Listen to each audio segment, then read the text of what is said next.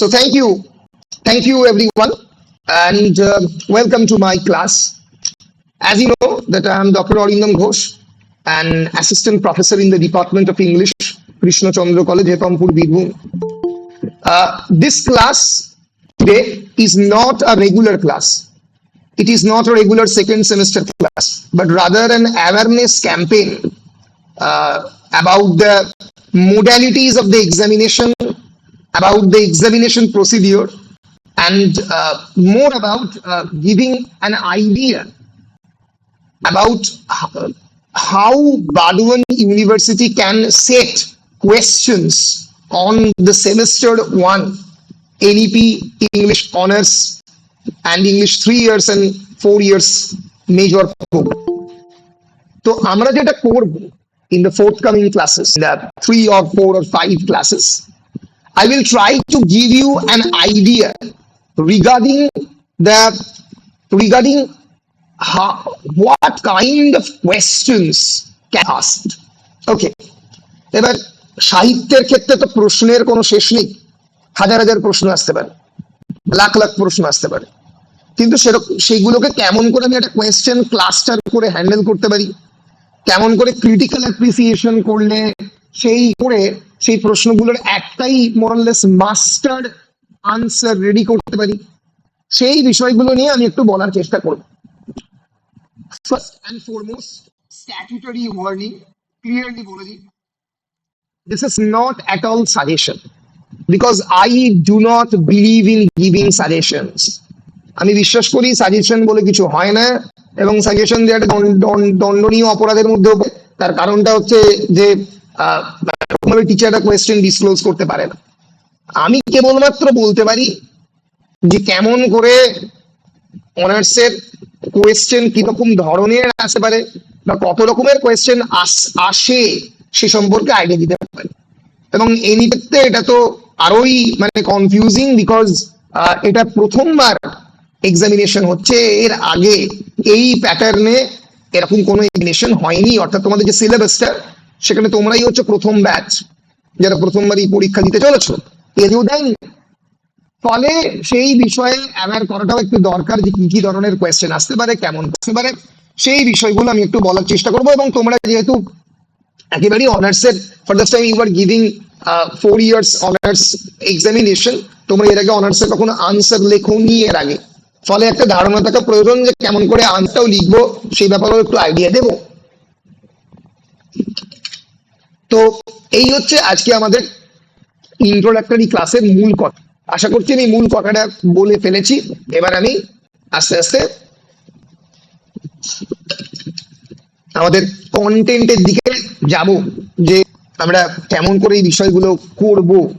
সেজন্য প্রত্যেককে আমি একটু মন দিয়ে শুনতে বলছি, এবং কারোর যদি কোনো সমস্যা থাকে সে দরকার হলে সঙ্গে সঙ্গে মাইক্রোফোনটি আনমিউট করে আমাকে জিজ্ঞেস করেন। হতেই পারে confusion for the first time তোমরা শুনছো, please do feel free, microphone on করবে এবং আমাকে সঙ্গে সঙ্গে প্রশ্ন করবে এবং বলবে যে স্যার আমি বুঝতে পারছি না।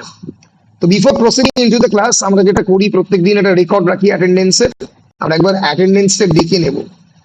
আয়েশা সিদ্দিকা আছে, আমি পরপর নামগুলো ডেকে দিচ্ছি, কারোর ইয়েস ম্যাডাম করার দরকার নেই, খালি যদি কারোর নাম অন্যরকম হয়, মানে গুগল মিটের নাম এবং অ্যাকচুয়াল কলেজের নাম যদি আলাদা হয়, সে আনমিউট করে বলতে পারে।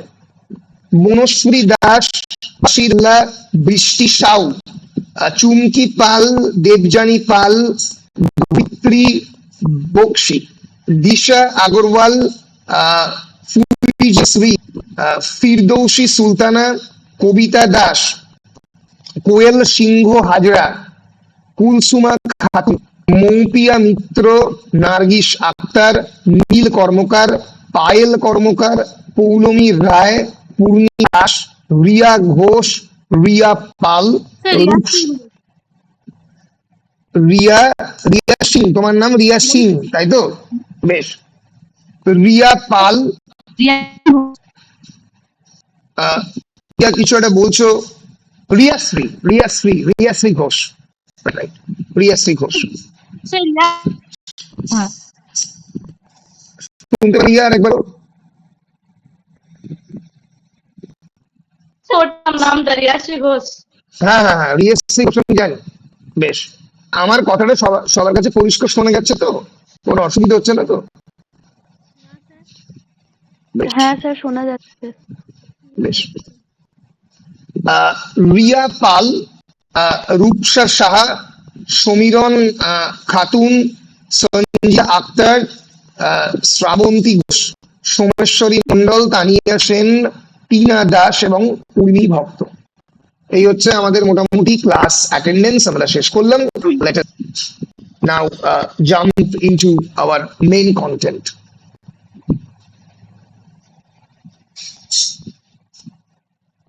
তোমরা দেখতে পাচ্ছ আমার স্ক্রিন? হ্যাঁ স্যার। বেশ, thank you. So this is your NEP regulation, page number 24 out of page number 28. 28 পাতা রেগুলেশনের মধ্যে 24 নম্বর পাতায় রেগুলেশন রয়েছে regarding the question pattern of the examination. As you know very well, যে তোমাদের মেজরের যে পেপার তার কোয়েশ্চেন ডিভিশন কেমন, এবং ইংলিশের এসিসি আর একটা পেপার তোমাদের দিতে হবে, তার কোয়েশ্চেন ডিভিশন কেমন। আমি ভুলেই গেছিলাম, এসির উপর একটা এক্সট্রা ক্লাস নিতে হবে। আগে মেজরটা নিয়ে নিই, শেষ করি, তারপরে এসিসি তে যাব।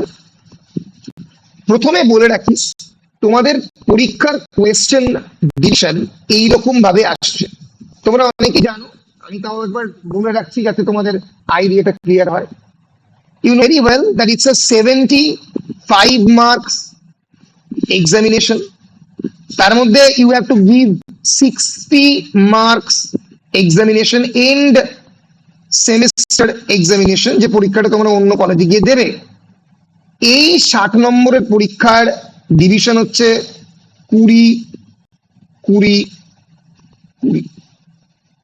এই 20 নম্বরের মধ্যে লিখতে হবে ব্রড কোয়েশ্চেন 10টা, 2 নম্বরের কটা আসবে, আউট অফ কটা?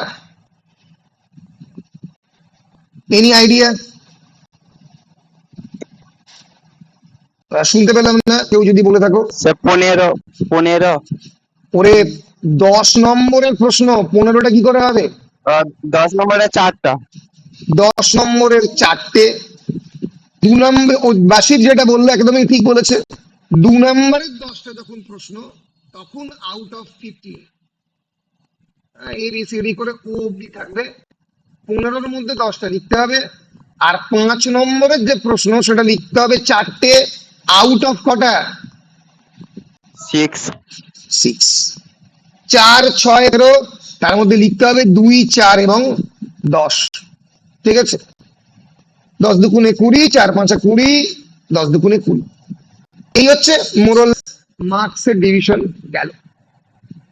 এরপরে তোমাদের যেটা প্রথম কাজ করতে হবে সেটা হচ্ছে time division. It's very important. অনেকেই এই দিকে একেবারেই নজর দাও না। মনে করো হাজার হাজার সময় রয়েছে, যতক্ষণ খুশি লিখে দিতে পারবো।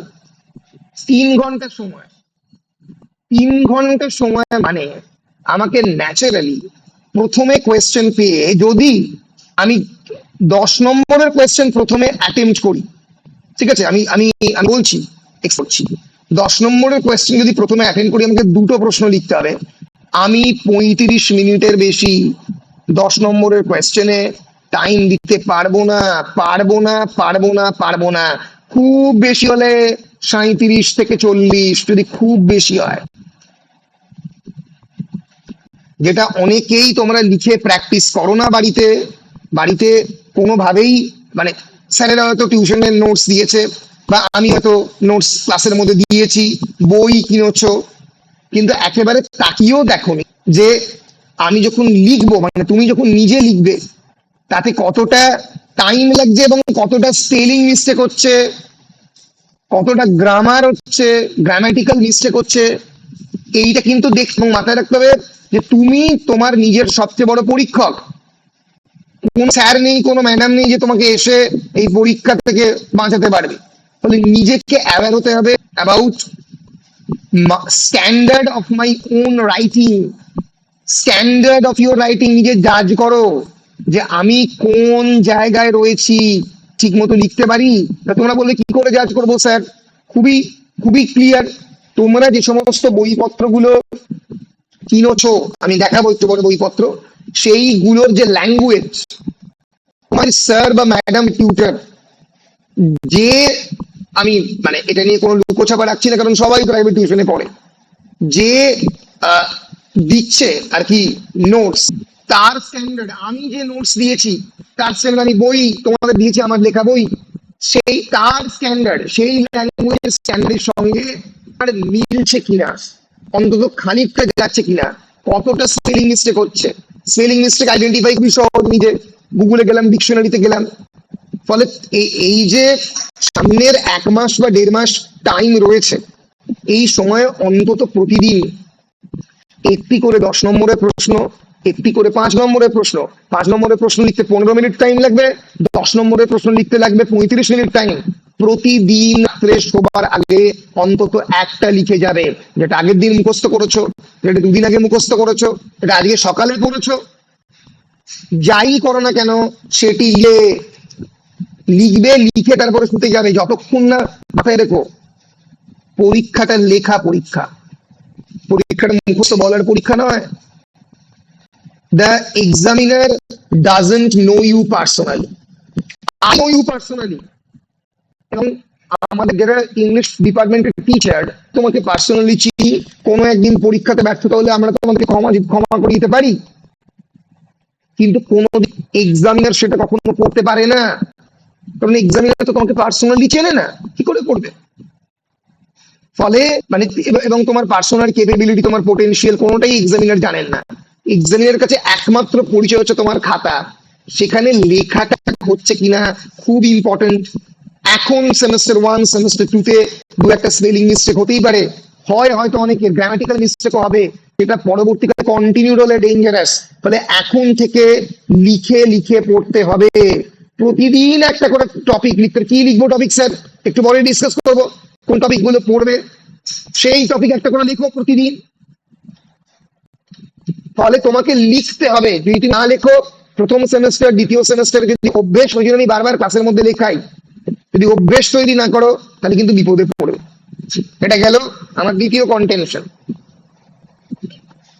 স্যার, বলো বলো। স্যার বলতে লেখাগুলো আপনাকে পাঠাবো, আপনি মিস্টেক্স গুলো দেখে দেবেন। 100% লেখা পাঠাবে, ছবি তুলবে, অ্যাডোব স্ক্যানারে স্ক্যানও করতে পারো, আমাকে পাঠাও পার্সোনালি, আমি দেখে দেবো, ঠিক আছে, কোনো অসুবিধা নেই। এরকমও করতে পারো যে নিজে যে উত্তরগুলো লিখেছো সেগুলো আমাকে পারো, তারপরে আবার না দেখে লিখলে, মাথায় দেখো না দেখে লেখাটা হচ্ছে খুব ইম্পর্টেন্ট, ঠিক আছে? না দেখে লিখবে, কোনো লজ্জা টজ্জা কিচ্ছু রাখবে না, স্যারের কাছে কোনো লজ্জা, ঠিক আছে? যা আছে তাই লিখবে। আমি ব্যক্তিগতভাবে জানি তোমাদের অনেকেরই ক্লাসের মধ্যে যখন লেখাই দেখতে পাই, অনেকেরই স্পেলিং মিস্টেক হচ্ছে, হোক, কিন্তু সেই স্পেলিং নিজেকে আইডেন্টিফাইও করতে হবে। আমি লেখা দেখে দেবো, কিন্তু নিজেও সেই লেখা নিয়ে বসবে এবং দেখবে কোথায় কোথায় স্পেলিং মিস্টেক, গ্রামাটিক্যাল এরর হচ্ছে, সেন্টেন্স দাঁড়াচ্ছে না। গ্রামাটিক্যাল এরর অনেক সময় বুঝতে পারে না, আমি বলে দেবো। স্পেলিং মিস্টেক সব বুঝতে পারবে, না বোঝার কিছু নেই যে কোথায় কোথায় ভুল। সেই কারণে তুমি রিচেক করবে, যেখানেই ভুল হলো গুগলে গিয়ে দেখবে। এই ভুলগুলোকে বন্ধ করতে হবে। যতক্ষণ না নিজে লিখছো এবং সেই লেখার দিকে একবার না তাকাচ্ছ, না তাকাচ্ছ মানে লেখার পরে ভালো করে তুমি পড়া করছো এই লেখাটার দিকে, মানে একদম অবজেক্টিভ স্ট্যান্ড পয়েন্ট থেকে, যে এই লেখাটা এবার আমি কারেকশন করব, এই স্ট্যান্ড পয়েন্ট থেকে, ততক্ষণ পর্যন্ত নিজের লেখা থেকে কোনো ভুল বেরোবে না।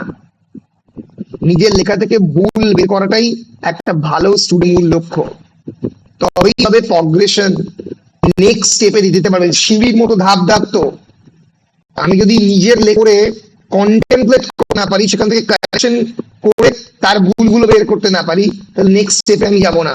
ভালো ছাত্ররা সবসময় নিজের লেখা থেকে ভুল বার করে, আমিও নিজের লেখা থেকে ভুল বার করি। আমারও লেখাতে প্রচুর এদিক ওদিক ছোটখাটো বানান ভুল হয়েছে, কমা পড়েনি, প্রুফ কারেকশন করতে গিয়ে চোখে পড়েনি বইয়েতে, আমি নিজে প্রতি কারেকশন করি। তাহলে ভুল হবে, ভুল থেকে নেক্সট স্টেপে তবে আমি যাব। এবার আমি বললাম এই লেখার অভ্যেসটা খুব ইম্পর্টেন্ট।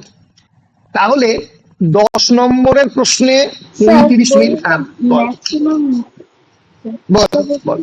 নিজের হ্যান্ড রাইটিং ম্যাক্সিমাম কতটা লিখলে মানে 10 এর মধ্যে অ্যাটলিস্ট 7 দেবে আর কি। হ্যাঁ হ্যাঁ, আমি বলছি এই পুরো বিষয়টাই আমি আলোচনা করবো। ভালো প্রশ্ন, পুরোটাই আলোচনা করবো, চিন্তা নেই। এমনকি কোন প্রশ্ন কখন লিখবি সেটাও সিকোয়েন্সটাও বলে দেবো, ঠিক আছে? 10 নম্বরের প্রশ্ন দুটি লিখতে হবে 35 নম্বর। আমি আসছি তানিয়ার প্রশ্নের উত্তরে আসছি, তার আগে আমি আমার আগে শেষ করে নিই। এরপরে তোমাদের 5 নম্বরের দুটি প্রশ্ন লিখতে হবে। 5 নম্বরের দুটো প্রশ্নে কত সময় দেবো স্যার? একটা প্রশ্ন 12 থেকে 15 মিনিট। 15 মিনিট হলে ওখানেই 30 মিনিট চলে যাচ্ছে। মাথায় রেখো তোমাদের হাতে আছে 180 মিনিট। 180 মিনিট হ্যাঁ তোমারে পাস, শাহরুখ খান হলে বলতো, ঠিক আছে? চাকরি ইন্ডিয়ার কোচ হলে বলতো তোমাদের হাতে 180 মিনিট রয়েছে। 180 মিনিটে তোমাকে খেলতে হবে। এখানে অলরেডি তোমার 35, 35, 70 বেরিয়ে গেছে। 70 আর 30 কত হলো? এটা তুমি চাইলে 40 মিনিটে যদি করো তাহলে 40, 40, 80। 80 আর 30 কত হলো? কত হলো রে? 110। এবার তোদের অনেকেরই মনে হতে পারে স্যার কি বোকা, স্যার বলছে শর্ট কোয়েশ্চেনের পিছনে 70 মিনিট দিতে, কারণ 110 আর এখানে 80। ওরে পাগল, শর্ট কোয়েশ্চেনই হচ্ছে নাম্বার তোলার আসল জায়গা। এই যে 20 নাম্বার রয়েছে, 2 মার্কসের কোয়েশ্চেন 10টা দেবে, মানে মানে বেসিক্যালি 10 × 2। এইখানে তুই 20-তে 20 পেতিস। আমি ব্যক্তিগতভাবে খাতা দেখি 20-তে 20 দিই, 20-তে 17 দিই, খুব কম হলে 15, 16 এরকম নাম্বার পায়। 14, 16, 18 গাদা গাদা পায়। আর তুই সারা জীবন চেষ্টা করে নিলে, মানে এদিক ওদিক চেষ্টা করে নিলেও তুই 14 থেকে 16, মানে 16 মানে কি, সে ব্রিলিয়েন্ট স্টুডেন্ট। 8 × 2 = 16, মানে বড় কোয়েশ্চেনের ক্ষেত্রে সে প্রতিটা প্রশ্নে 8 করে পাচ্ছে, তবে গিয়ে বড় কোয়েশ্চেনে সে 16 পাবে। সাধারণত বেশিরভাগ ছেলে মেয়ে 6, 5, 5.5, 4, 3, 2, 1 সবই পায়। ফলে আমাকে টাইম ডিভিশনটা যখন করতে হবে, আমাকে তো মার্কসের দিকে নজর রেখে করতে হবে, কোন জায়গাতে মার্কস বেশি আসে। শর্ট কোয়েশ্চেন ঠান্ডায় টাইম দিয়ে যদি আমি লিখতে পারি এবং ঠিকভাবে লিখতে পারি, টু দা পয়েন্ট আনসার করে আসবো, খাতাটা দেখতে সুন্দর হবে। শর্ট কোয়েশ্চেন লেখার পরে একটা মার্জিন টেনে দেবো, তারপরে স্যার সেকেন্ড শর্ট কোয়েশ্চেনটা লিখবো। হ্যাঁ বল বল। স্যার বলছি যে মানে অনার্সে কি এমন কোন চ্যাপ্টার মানে যে আগে যে অর আসতো, এবার 10 নম্বরের কোশ্চেন যদি দুটো হবে তো 4টা কোশ্চেন আসবে, তো তার মধ্যে এমন কোনো চ্যাপ্টার মানে প্রত্যেক চ্যাপ্টার থেকে 10 নম্বরে করতেই হবে, মানে যে না এইটা থেকে যদি 10 নম্বর করেছো তাহলে ওইটাতে মানে খুব একটা করার দরকার নেই, এমন কোনো নেই? না, নেই। আগে এটা ছিল, আগে ডিটেল এবং নন ডিটেল টেক্সটের গল্প। এরপরে স্টুডেন্টরা কেবলমাত্র ডিটেল টেক্সটই পড়তো, নন ডিটেলটা পড়তো না। এর ফলে এখন এই গল্পটা উঠে গেছে। এর ফলে তোমাকে সবকটা টেক্সটই পড়তে হবে। এবার আমি যখন মানে ওইটার আলোচনা আসবো আমি বলে দেব, তোরা এই ধারণা নিয়ে চলতে পারিস, এই আইডিয়া নিয়ে চলতে পারিস যে বড় কোয়েশ্চেনের ক্ষেত্রে এই যে এতগুলো পোয়েম আছে, কটা পোয়েম আছে? 10টা। 1টা, 2টো, 3টে, 4টে, 5টা, 6টা, 7টা আর 9টা, 10টা। এই 10টা থেকে ধরা যাক ওরা গ্রুপ বা ইউনিট করে দেবে। এই 10টা থেকে তোদেরকে ধরা যাক একটা একটাই বড় কোয়েশ্চেন ধরা যাক তুই লিখতে পারবি, কারণ তোকে তো প্রোজ থেকে একটা তো প্রোজ থেকে লিখতে হবে। তাহলে দুটো বড় কোয়েশ্চেন। এবার তোরা বলবি 10টা কোয়েশ্চেনের জন্য এতগুলো টেক্সট হবো, এবার তাহলে কটা টেক্সট করবো? 10টাই করতে হবে। অ্যাটলিস্ট 6টা থেকে 7টা তো করতেই হবে। কারণ ধরা যাক ওরা অপশন দিল একটা ক্ষেত্রে ওরা অপশন দিল তিনটে বেশি অপশন কোনোদিনই পাবে না। জেনারেলি 4টে অপশন দিচ্ছে, তার বেশি দিই না। এবার 4টে যদি দেয় তাহলে 2-2। আমি প্রথম বছরে ধরলাম যে ওরা 3-3-6টা অপশন দিতে পারে, এরকম কানে শুনেছি, নাও দিতে পারে। এবার যদি না আমাকে না দেয় ধরেই এগোতে হবে। আমি তো পোয়েমস এর ক্ষেত্রে দুটো তো পোয়েম পাচ্ছি না, মানে আমি অপশনে কটা পোয়েম দেখতে পাচ্ছি, আমি দুটো পোয়েম, দুটোর মধ্যে যে কোনো একটা এবার কোন দুটো পড়বে এই হাত দেখার কাজ আমি কি করে করব? এই হাত দেখার কাজ কোনোদিনই সম্ভব নয় করা। ফলে কি করতে হবে? ফলে আমাকে 12টা থেকে আমার তো 12টা থেকে আমার তো 24টা প্রশ্ন করা সম্ভব নয়। 12টা থেকে আমি যেটা করব, 12টা ক্রিটিক্যাল অ্যাপ্রিসিয়েশন করে যাও। আমি সবকটা পোয়েম জানি, সবকটার বেসিক সামারি লিখতে পারি। আমি আসবো তার আলোচনায়, কেমন করে ক্রিটিক্যাল অ্যাপ্রিসিয়েশন তৈরি করতে হয়, কেমন করে কোটেশন ইউজ করতে হয়, আমি আসবো। কিন্তু আমাকে অ্যাটলিস্ট এখান থেকে 8টা থেকে 10টা পোয়েম করতেই হবে। তাহলে যদি দুটো অপশন আসে, চলে আসে, তখন আমি কি করবো? ওখানে হাত পাচুরি তো ভেড়া করে কার না। একই রকম কথা প্রযোজ্য এসএস বা শর্ট স্টোরির ক্ষেত্রে। কটা রয়েছে? 1টা, 2টো, 3টে, 4টে, 5টা, 6টা। 6টা যদি থাকে, তার মধ্যে যদি দুটো আমাকে লিখতে হয়, তাহলে অ্যাটলিস্ট 4টে বা 5টা করে যেতে হবে। দুটো আসবে, একটা লিখতে হবে, সরি দুটো আসবে। 10 নম্বরের ক্ষেত্রে আমি বলছি, শর্ট কোয়েশ্চেনের ক্ষেত্রে সবই করতে হবে, কারণ শর্ট কোয়েশ্চেনের ক্ষেত্রে আমাকে তো পড়তেই হবে টেক্সটটা, তাহলে আমি কেমন করে করতে যাব? শর্ট কোয়েশ্চেনের ক্ষেত্রে সবই করতে হবে, কারণ যদি ওখানে শর্ট কোয়েশ্চেনের ক্ষেত্রে যদি কোনো দুটো বা 3টে জায়গা থেকে তুমি নাই পড়ে যাও, দুটো বা টিক্স পড়ো না, অথচ 15টা কোয়েশ্চেন আসবে, তার মধ্যে ধরা যাক তুমি মানে তোমাকে 10টা লিখতে হবে, ধরা যাক তোমার সেখান থেকে একটা টেক্সট থেকে একটু বেশি কোয়েশ্চেন চলে এলো, এবং তুমি পড়ে গেছো 6টা টেক্সট বা 7টা টেক্সট, তুমি লিখতেই পারলে না বাকি 2-1টা আনসার, তখন তো বিরোধ ঘটবে। ফলে তোমাকে টেক্সট গুলো সবকটাই পড়তে হবে। এরকম কোনো নিয়ম নেই, কোনো জায়গায় নেই যে স্যার এইটা একটু ভালো করে পড়লে, এটা একটু না ভালো করে পড়লে সেই জায়গা বিশ্ববিদ্যালয় রাখেনি। তার কারণটা হচ্ছে যে তোমাদের সবই ডিটেলড টেক্সট রাখা হয়েছে, নন ডিটেল রাখা হয়েছে। এতেই এই অবস্থা। ফার্স্ট সেমিস্টারে একটা পেপার, এরপর সেকেন্ড সেমিস্টারে আরো একটা পেপার, থার্ড সেমিস্টারে 3টে পেপার, ফোর্থে 3টে, ফিফথ সিক্সথে গিয়ে 4টে, তখন কি অবস্থা হবে? ফলে পড়ার পরিমাণটা বাড়াতে বাবারা, দিন রাত পড়াশোনা, পড়াশোনা আর পড়াশোনা। ফলে পড়তে একটু পড়ার পরিমাণটা বাড়াতে হবে, কোয়ান্টিটিটা বাড়াতে হবে, ঠিক আছে, সঙ্গে সঙ্গে কোয়ালিটিও বাড়াতে হবে। আমি তো একটা সিম্পল হিসেব সবাই করেছিলাম ক্লাসের মধ্যে, আবারও আমি হিসেবটা পরিষ্কার জানাচ্ছি। সেমেস্টার কত মাসের? ভুল, 3 মাসের। পৃথিবীর ইতিহাসে সমস্ত সেমেস্টার 3 মাসেই দেবে। তোরা একটু ভালো করে হিসেব করে দেখ, তোরা তোদের পরীক্ষাটা হওয়ার কবে কথা? জানুয়ারিতে। তোরা মোরাললেস মোটামুটি ক্লাসে ভর্তি হয়, ক্লাস শুরু কখন? সেপ্টেম্বরে। September, October, November, December. September অনেক ক্ষেত্রে শুরু হতে হতে পুজোর পরে হয়েছে, অক্টোবর। তো অক্টোবর ছুটি, তাহলে সেপ্টেম্বর, নভেম্বর, ডিসেম্বর, জানুয়ারিতে পরীক্ষা। এর সেম জিনিস এখানে, জানুয়ারিতে পরীক্ষার বদলে পরীক্ষা হতে হতে শেষে ফেব্রুয়ারি, মার্চ, এপ্রিল, মে মাসে গরমের ছুটি থাকে, যদিও আমরা ক্লাস নিই, কিন্তু ওই মে, তারপরেই জুন মাসের পরীক্ষা। তাহলে জানুয়ারি আর জুনকে যদি আমি স্ট্যান্ডার্ড ধরি, ওই তাহলে ফেব্রুয়ারি, মার্চ, এপ্রিল, ওই 3.5 মাস, বাংলায় বলতে গেলে 12 থেকে 16 উইকস। তার বেশি সেমিস্টারে টাইম পাবে না বলে লিখে সই করে দিলাম, কি পাবে না। ইঞ্জিনিয়ারিংও পায় না, ডাক্তারি তো পায় না, কোনো সেমিস্টারে কেউই পায় না। ফলে 6 মাসের সেমিস্টারি কনসেপশনটি আমার 3 মাস সাথে একটা সেমিস্টার শেষ হলো, সঙ্গে সঙ্গে পরের সেমিস্টারের পড়াশোনা শুরু হয়ে গেল।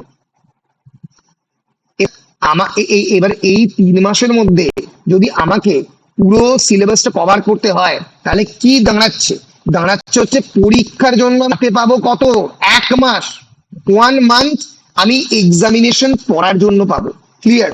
অর্থাৎ একেবারে আমার হাতে, কারণ তার হাতে আমার নোটস গুলো আসে না, বইগুলো সব পাবলিশ আস্তে আস্তে পাবলিশ হচ্ছে, স্যারেরা যে নোটস গুলো দেয় সেগুলো আসে না।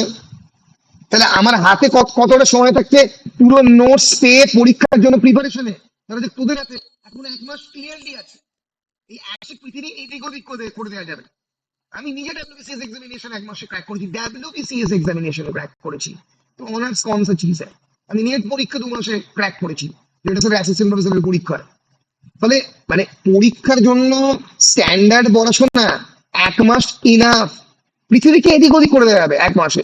1 মাস লেগেছিল ফ্রেঞ্চ রেভলিউশনে বাস্তিল দুর্গের পতন করতে, ওই কয়েকটা সাধারণ মানুষের, পূর্ব রাজবংশের পতন কি কোনোদিন ভাবেনি? 1 মাস ইনাফ। তাহলে আমাকে কি ভাবতে হবে? আমাকে ভাবতে হবে আমার কাজটা বাকি, তাহলে 2 মাসে কি বাকি 2 মাসে স্যার তাহলে আমার কাজ কি? ঘুরে বেড়ানো, বন্ধুদের সঙ্গে গল্প করা, টিভিতে সিরিজ দেখা? না, 2 মাসে আমার কাজটা হচ্ছে এই প্রতিটা টেক্সট, মানে আমি ধরা যাক সেমিস্টার 1-এ পড়ছি, এই প্রতিটা টেক্সটের সামারি, এই প্রতিটা টেক্সটের প্রতিটা লাইন, স্যার যে ক্লাসের মধ্যে মেটেরিয়াল দিচ্ছে, স্যার যে বই লিখছে, অন্যান্য স্যারেরা যে বই দিচ্ছে, সেইগুলো থেকে ভালো করে দেখে সামারিকে রেডি করা, নিজের মাথার মধ্যে রেডি করা, যে এই পোয়েমের বেসিক গল্পটা হচ্ছে এটা, ক্রিটিক্যাল অ্যাপ্রিসিয়েশন হচ্ছে এটা, প্রতিটা ওয়ার্ড বোঝা। যদি এই বেসিক ব্যাকগ্রাউন্ড স্টাডি করা থাকে, ভালো করে বোঝ, যদি বেসিক ব্যাকগ্রাউন্ড স্টাডি করা থাকে, তাহলে আমি চোখ বুঝে এই 1 মাসের মধ্যে কোয়েশ্চেনের নোট পেলে মুখস্থে বেরিয়ে যেতে পারবো, মেমোরাইজ করে পরীক্ষাতে লিখতে পারবো, বা অ্যাটলিস্ট মুখস্থ তো আমি ওয়ার্ডটা ভুল করলাম, অ্যাটলিস্ট আমার মাথার মধ্যে পরপর সিকোয়েন্সিয়ালি আসবে। মুখস্থ মানে কি? মেমোরাইজেশন, আমার মেমোরির আছে, এইটার পরে এইটা, তারপরে এটা আসবেই না। এই 1 মাসের প্রিপারেশনটা কাজেই লাগবে না যদি ব্যাকগ্রাউন্ড স্টাডি 2 মাস বা 2.5 মাসের ব্যাকগ্রাউন্ড স্টাডি না করা থাকে, টেক্সট গুলো যদি আমার জানা না থাকে। তাহলে আমার কাজ কি স্যার? আমার কাজ হচ্ছে, যদি নেক্সট সেমিস্টার থেকে, অ্যাটলিস্ট 3rd সেমিস্টার থেকে, 2nd সেমিস্টার এইভাবে কাটলো, নেক্সট সেমিস্টার থেকে আমার মূল কাজ হচ্ছে যে মুহূর্তে সেমিস্টার শুরু হলো, 3rd সেমিস্টার শুরু হবে অক্টোবর থেকে, কারণ সেপ্টেম্বরে 2nd সেমিস্টারের পরীক্ষা হবে, অক্টোবর, নভেম্বর, ডিসেম্বর, জানুয়ারি, অক্টোবর, ডিসেম্বর, জানুয়ারি, নভেম্বর, ডিসেম্বর, এই 3 মাসে আমাকে ভালো করে ব্যাকগ্রাউন্ড স্টাডিটা আমি করে রেখে দিলাম। পরীক্ষা তো ফেব্রুয়ারি হবে আমি জানি, জানুয়ারি মাসটা পুরোটা আমি পাচ্ছি ভালো করে পড়ার জন্য। জানুয়ারিটা আমি ভালো করে পড়লাম কেবলমাত্র এক্সামিনেশন পারপাসে, এক্সামিনেশন ওরিয়েন্টেড সাজেশন ভিত্তিক লিস্ট অফ কোয়েশ্চেন্স করে পড়লাম, আমার স্টোরিটা জানা আছে সব, তখন আমার উত্তরগুলো মাথার মধ্যে বসে গেল, আমি পরীক্ষার 7 to 8 CGPA পেয়ে বেরিয়ে গেলাম। পরিষ্কার? আমি পরীক্ষার প্রিপারেশনের জন্য ব্যাকগ্রাউন্ড স্টাডি করব 2 থেকে 2.5 মাস, 1 মাস পড়বো একদম এক্সামিনেশন ওরিয়েন্টেড, এবং এই 1 মাসে আমি প্রতিদিন লিখবো 30 দিনই আমি একটা করে আনসার না দেখে মুখস্থ করে লিখবো। রাত্রির বেলা 9:30 10টার সময় ঘুমতে যাওয়ার আগে পরের দিন আবার 3.5 পড়াশোনা। বল পরিষ্কার? হ্যাঁ স্যার। বেশ, এইবার একটা জিনিস আমি বলতে ভুলে গেছি, হচ্ছে রেটরিক অ্যান্ড প্রসোডি। আমি যতদূর জানি তোমাদের এই যে লিটারারি ফর্মস, পোয়েট্রি, ড্রামা এবং ফিকশন, এখান থেকে কোনো আলাদা করে কোনো প্রশ্ন আসবে না, এটা তোমাদের জানার জন্য দিয়েছে। বলো স্যার বলছি 10 নম্বরের কোশ্চেন অ্যান্সারটা আগে না লিখে আগে শর্ট কোশ্চেন অ্যান্সার গুলো লিখতে পারি? এইটা আমি বলতে যাচ্ছিলাম, কবিতা বলে দিল যে 10 নম্বরের কোয়েশ্চেনের আনসারটা আমার ব্যক্তিগত মত যদি ধরো আগে লিখে শর্ট কোয়েশ্চেন দিয়েই শুরু করা উচিত আমি মনে করি। এটা আমার ব্যক্তিগত মতামত অ্যাজ অ্যান এক্সামিনার, কারণ আমি প্রচুর লিখি। ইন্টারনালি পড়েছিলাম। হ্যাঁ, আমি দেখেছি ইন্টারনালি যারা এটা করেছো তারা এই প্র্যাকটিসটাকে ফলো করতেছে, গুড প্র্যাকটিস। তার কারণটা কি? কারণ মাথাটা ঠান্ডা আছে, বাড়ি থেকে আমি মোটামুটি পড়ে এসেছি, যেখানে সব থেকে বেশি স্কোর হবে আমি সব থেকে বেশি স্কোরটা তুলে নিয়ে চলে যাই।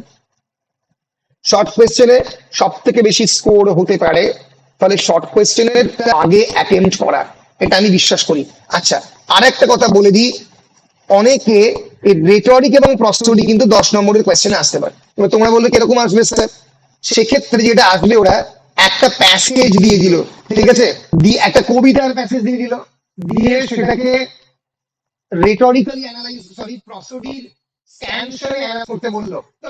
Water water everywhere and all the boards did sing, তোমরা অ্যানালিসিস করতে শিখেছো স্ক্যানশন দিয়ে, কোনটা স্ট্রেস কোনটা আনস্ট্রেস, এরকম করে অ্যানালিসিস করলে, এবং সেই থেকেই বললো, আমি দেখাবো এরকম কোয়েশ্চেন হতে পারে, সেই প্যাসেজ থেকেই বললো যে এই যে প্রসোডির জায়গাটা, মানে এই এই এই- এই- এই যে তোমার সরি সেখানে কি কি প্রসোডিক ওয়ার্ড, ধরা যাক কি কি ফিগার অফ স্পিচ, ধরা যাক কোনটা মেটাফার কোনটা সি, সেখান থেকে আইডেন্টিফাই করা এটা মেটাফার এটা সিমিলি।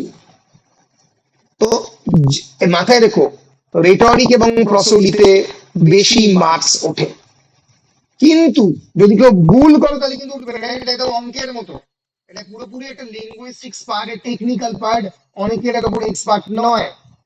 ফলে যদি কেউ এটা জানো, 100% জানো, তবে গিয়েই এটা থেকে, মানে এটা এটা 10 নম্বরে অ্যাটেম্প্ট করবে।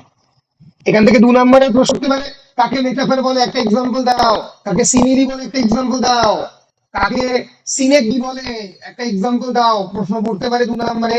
সেই প্রশ্নগুলো তো অ্যাটেম্প্ট করবে, কিন্তু 10 নম্বরের প্রশ্ন যদি পড়ে এখান থেকে, এবং অর আসবে এসেস এবং পোয়েমস থেকে, তাহলে যারা খুবই কনফিডেন্ট থাকবে রেটরিক এবং প্রসোডি থেকে প্রশ্ন লিখতে পারবে, মানে একদম কারেক্ট করবে, 10-এ 10 পাবে, তারা রেটরিক এন্ড প্রসোডি থেকে লিখতে পারবে। পরিষ্কার কি পরিষ্কার নয়?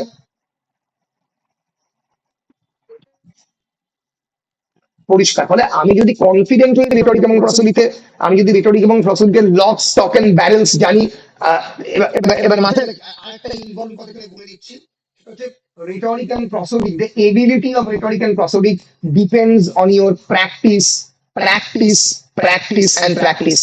আমি আমি তোমাদের একটা বই দিয়ে দেবো, Bose and Sterling rhetoric and প্রসোডির উপরে।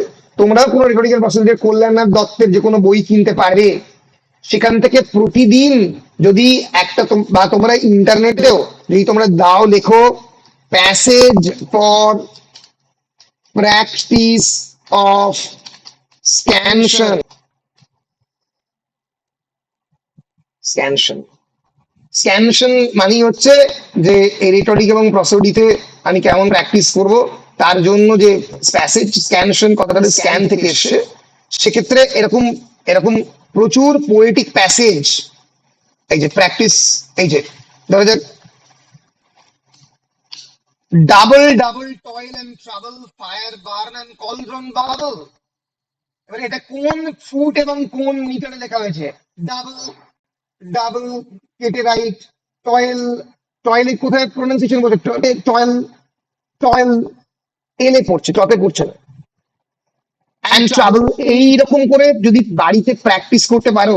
আমি নিজে ব্যক্তিগতভাবে স্ক্যানশন একেবারেই ভালো জানি না, অনির্বাণ স্যার ভালো জানে, ওই জন্য আমি ক্লাসের মধ্যে রেটরিক এবং প্রসোডিটা পারি না, মানে পড়াই না।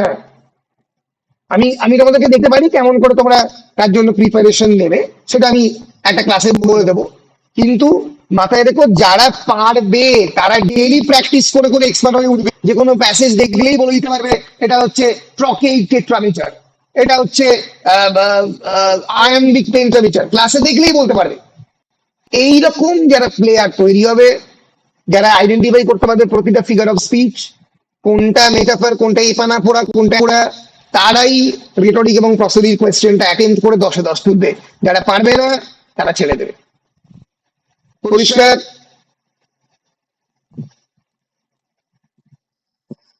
পরিষ্কার? হ্যাঁ স্যার। বেশ, ভেরি গুড। এবং এটাও ডেইলি প্র্যাকটিসের উপর ডিপেন্ড করবে। এবার যে প্রশ্নটা একটু আগে আমাকে কবিতা বলছিল, সেই প্রশ্নে আসি। সেটি হচ্ছে প্রথম কোনটা অ্যাটেম্প্ট করবে, এবং মানে মানে পরীক্ষাতে সিকোয়েন্স কম হবে। ব্যক্তিগতভাবে আমি বিশ্বাস করি যে প্রথম অ্যাটেম্প্ট করা উচিত 2 নম্বরের কোয়েশ্চেন। কিরকম হবে ব্যাপারটা স্যার? আমার হাতে, আমি 2 নম্বরের কোয়েশ্চেন আগেই বলেছি 70 মিনিট আমি অনেক টাইম দিয়েছি, কারণ 20 নাম্বার রয়েছে। আমি বলছি 70 মিনিট না হোক, 1 ঘন্টা 45 মিনিট থেকে 60 মিনিট নিতেই হবে। তার কারণটা কি? কারণ ওখান থেকে 15 মিনিট আমাকে আলাদা করে বার করতে হবে রিভিশনের জন্য। রিভিশন খাতাটাকে পুরোটা পড়তে হবে। মানে যে মুহূর্তে পরীক্ষাতে খাতাটা পেলাম, আমাদের পরীক্ষা জেনারেলি শুরু হয় 10টা থেকে 1টা আর 2টো থেকে 5টা। জেনারেলি অনার্সের পরীক্ষা, সমস্ত অনার্সের পরীক্ষাই 10টা থেকে শুরু হয়। ফলে আমি পরীক্ষার হলে পৌঁছে যাবো সকাল 9টা নাগাদ, 9টা-10 মধ্যে আমি রেডি হয়ে একদম কলেজের সামনে চলে যাব। আমাকে হলে ঢুকতে দেবে সকাল 9টা 30 থাকে, 9টা 20, 9টা 30 মধ্যে ঢুকে আমি হলের মধ্যে দেখি। এবার আমার প্রথম কাজটা কি করব? আমি প্রথমে প্রশ্ন পেয়েই আমি যদি প্রথম 45 মিনিটে, আমার পরীক্ষা শেষ 1টা, 10টা 45 মধ্যে আমি ঠান্ডা মাথায় কোয়েশ্চেন পড়ে 2 মার্কসের সমস্যা গুলো পড়ে ফেলবো। ফলে 2 মার্কসের কোয়েশ্চেন থাকে কিন্তু 1 নম্বরে, মাথায় রেখো। মানে কোয়েশ্চেন পেয়ে প্রথম যে এ এ বি সি ডি করে পরপর আসে, এই 1 এর ও পর্যন্ত থাকে 2 মার্কসের কোয়েশ্চেন। আমি একটা স্যাম্পল কোয়েশ্চেন পেপার তোমাদের দেখাই।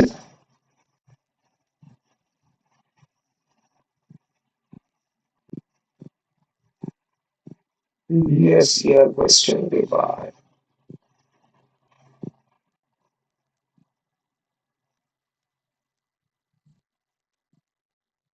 এটা 2022-এর কোয়েশ্চেন পেপার আমি দেখাচ্ছি। ধরো এটা সিবিসিএস, তোমাদের এমইবি তে পরীক্ষা হবে, তোমাদের পুরো প্যাটার্ন একই আছে। এরকম 3 hours 60 marks time. The figures in the margin indicate full marks. Candidates are required to give their answers in their own words as far as practical. যতটা সম্ভব নিজের ল্যাঙ্গুয়েজে লেখা। এই 1 হচ্ছে 2 মার্কসের কোয়েশ্চেন, 2 into 10 দেখে দিচ্ছ।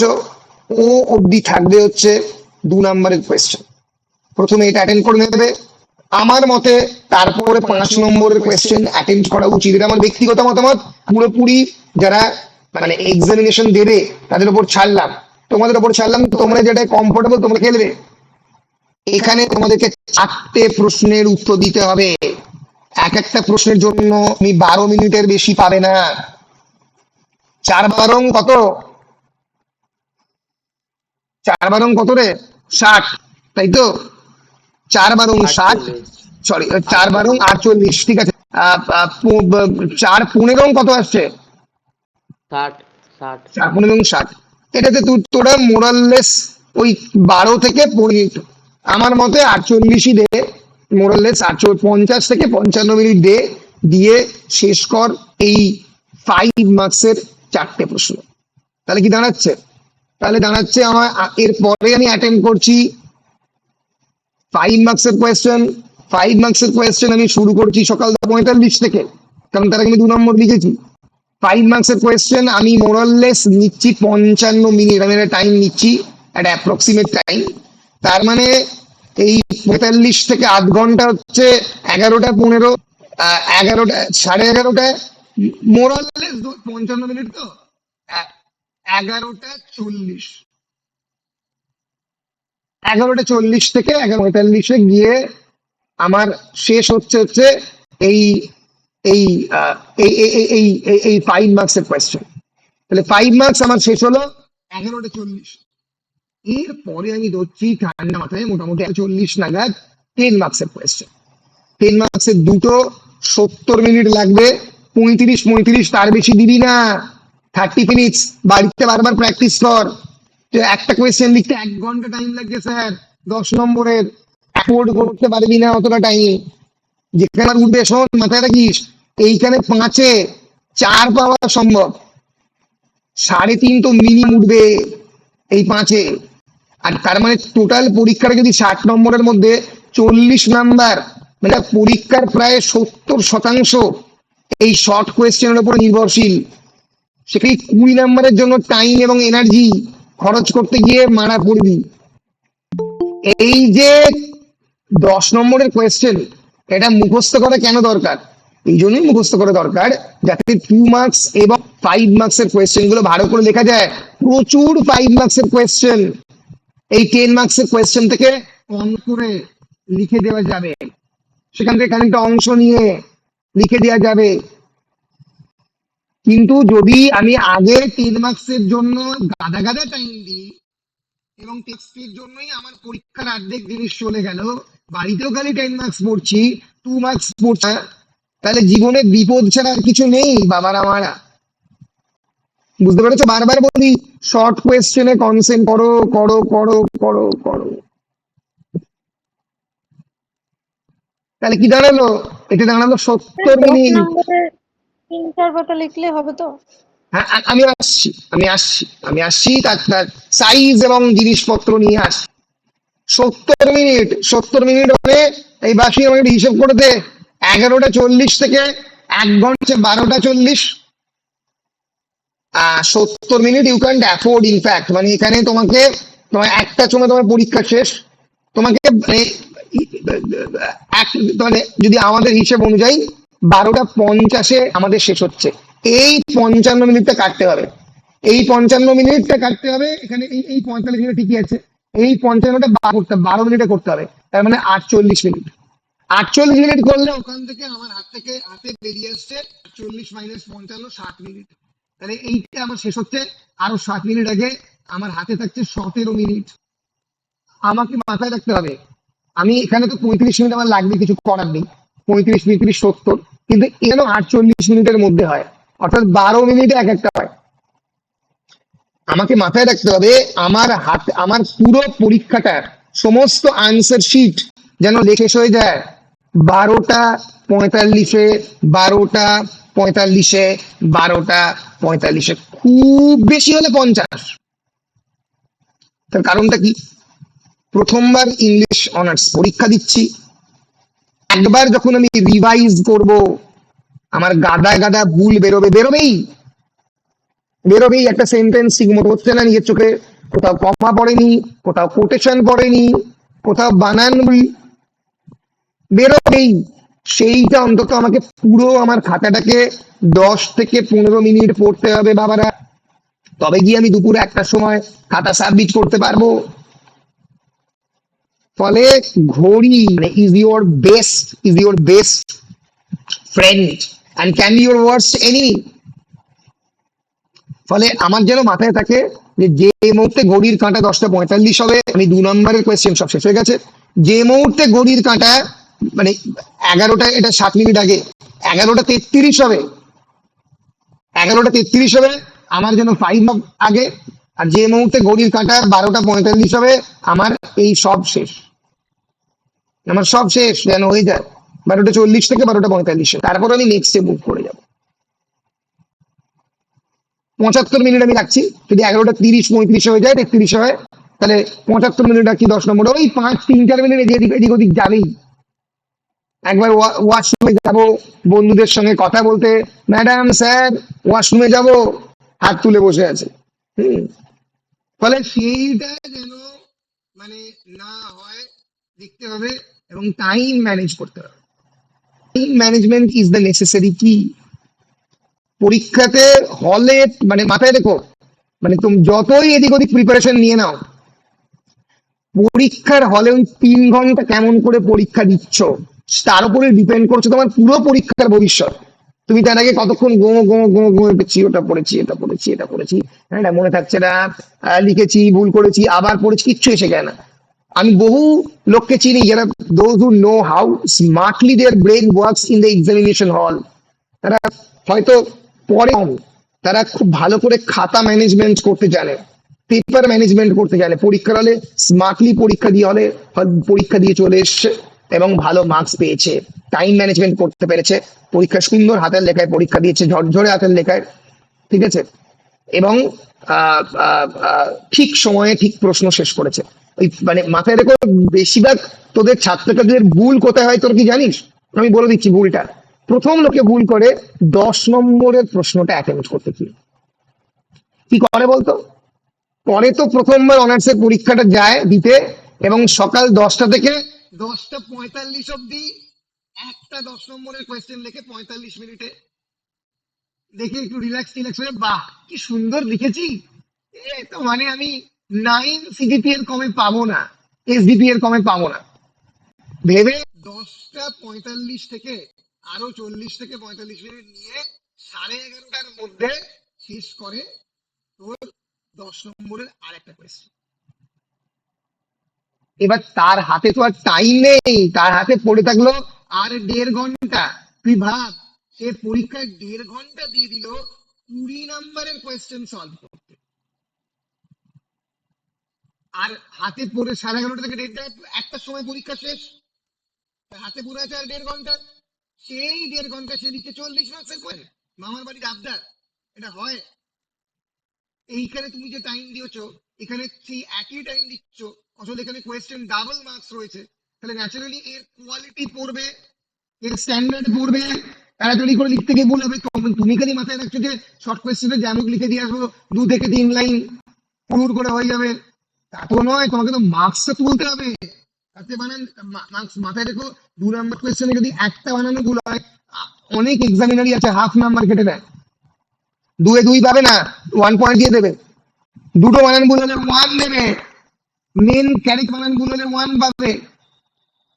ফলে এখানে আমাকে যখন মার্কসটা তুলতে হবে, আমাকে তো টাইম ডিস্ট্রিবিউশন ঠিক হবে। তাহলে ভুলটা কোথায় হয় বুঝতে পারছো?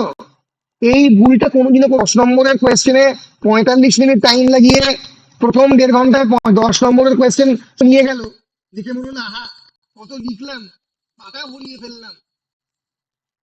এই পরীক্ষা ব্যবহারানোর খেলা নয়, স্ট্র্যাটেজিক গেমের খেলা।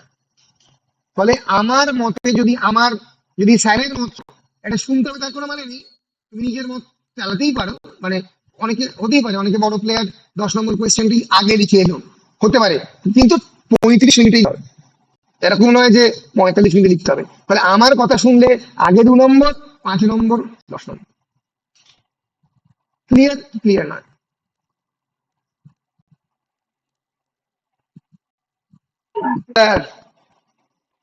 হ্যাঁ স্যার। বেশ বেশ বেশ, ভেরি গুড। এইবার আসছি আমি সাইজের প্রশ্নে। এই এটা মানে জ্বলন্ত প্রশ্ন যে স্যার কত সাইজ, কত সাইজ। 10 মার্কসের কোয়েশ্চেনের স্ট্যান্ডার্ড সাইজ হচ্ছে 400 to 500 ওয়ার্ডস। স্যার ওয়ার্ডস মানে কি? পাতা নয় কেন? জেনারেলি আমরা ধরে নিই সাধারণ ছেলে মেয়ের যে একটা পাতায় 100টা শব্দ থাকে, পরিষ্কার সাধারণ ভাবে। এবার তুমি যদি বলতে পারো, স্যার খুদি খুদি খুদি খুদি করে লিখে একটা পাতায় 200টা শব্দ, এটা করতে যেও না, স্পেস মেনটেন করো, বড় বড় করে লেখো যাতে পরীক্ষক পড়তে পারে। ইলিজিবল হ্যান্ড রাইটিং, পড়তে পারছি না সেই হ্যান্ড রাইটিং বলবে না। তাহলে কত পাতা? 10 কোয়েশ্চেনের ক্ষেত্রে অনেকে বলছে 3 থেকে 4 পাতা, অনেকে 4 থেকে 5 পাতা লেখে।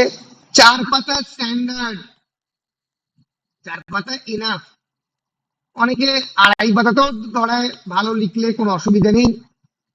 এই 10 নম্বরের যে কোয়েশ্চেন, আমি যেটা 3 পাতা বা 4 পাতা লিখছি স্ট্যান্ডার্ড, সেখানে একটা বড় কোয়েশ্চেনে, বিশেষ করে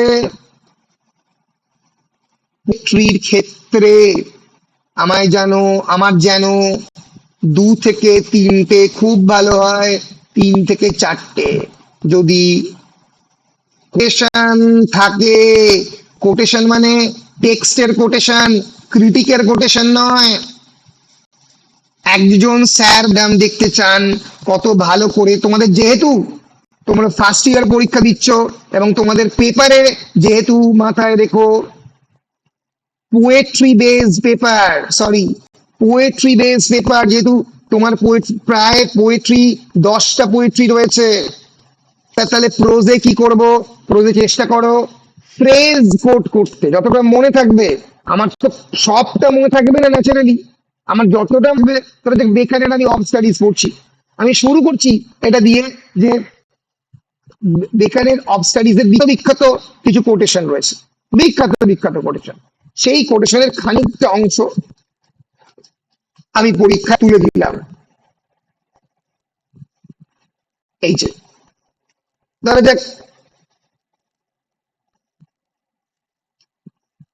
যাক আমার মনে হলো এই যে এই প্রথম লাইনটা প্রচন্ড মানে ইম্পর্টেন্ট। প্রথম লাইনটার পরে খানিকটা আছে, সাম বুকস আর ফর, ওই যে some books may also be read by day. এই যে কোথায় গেল?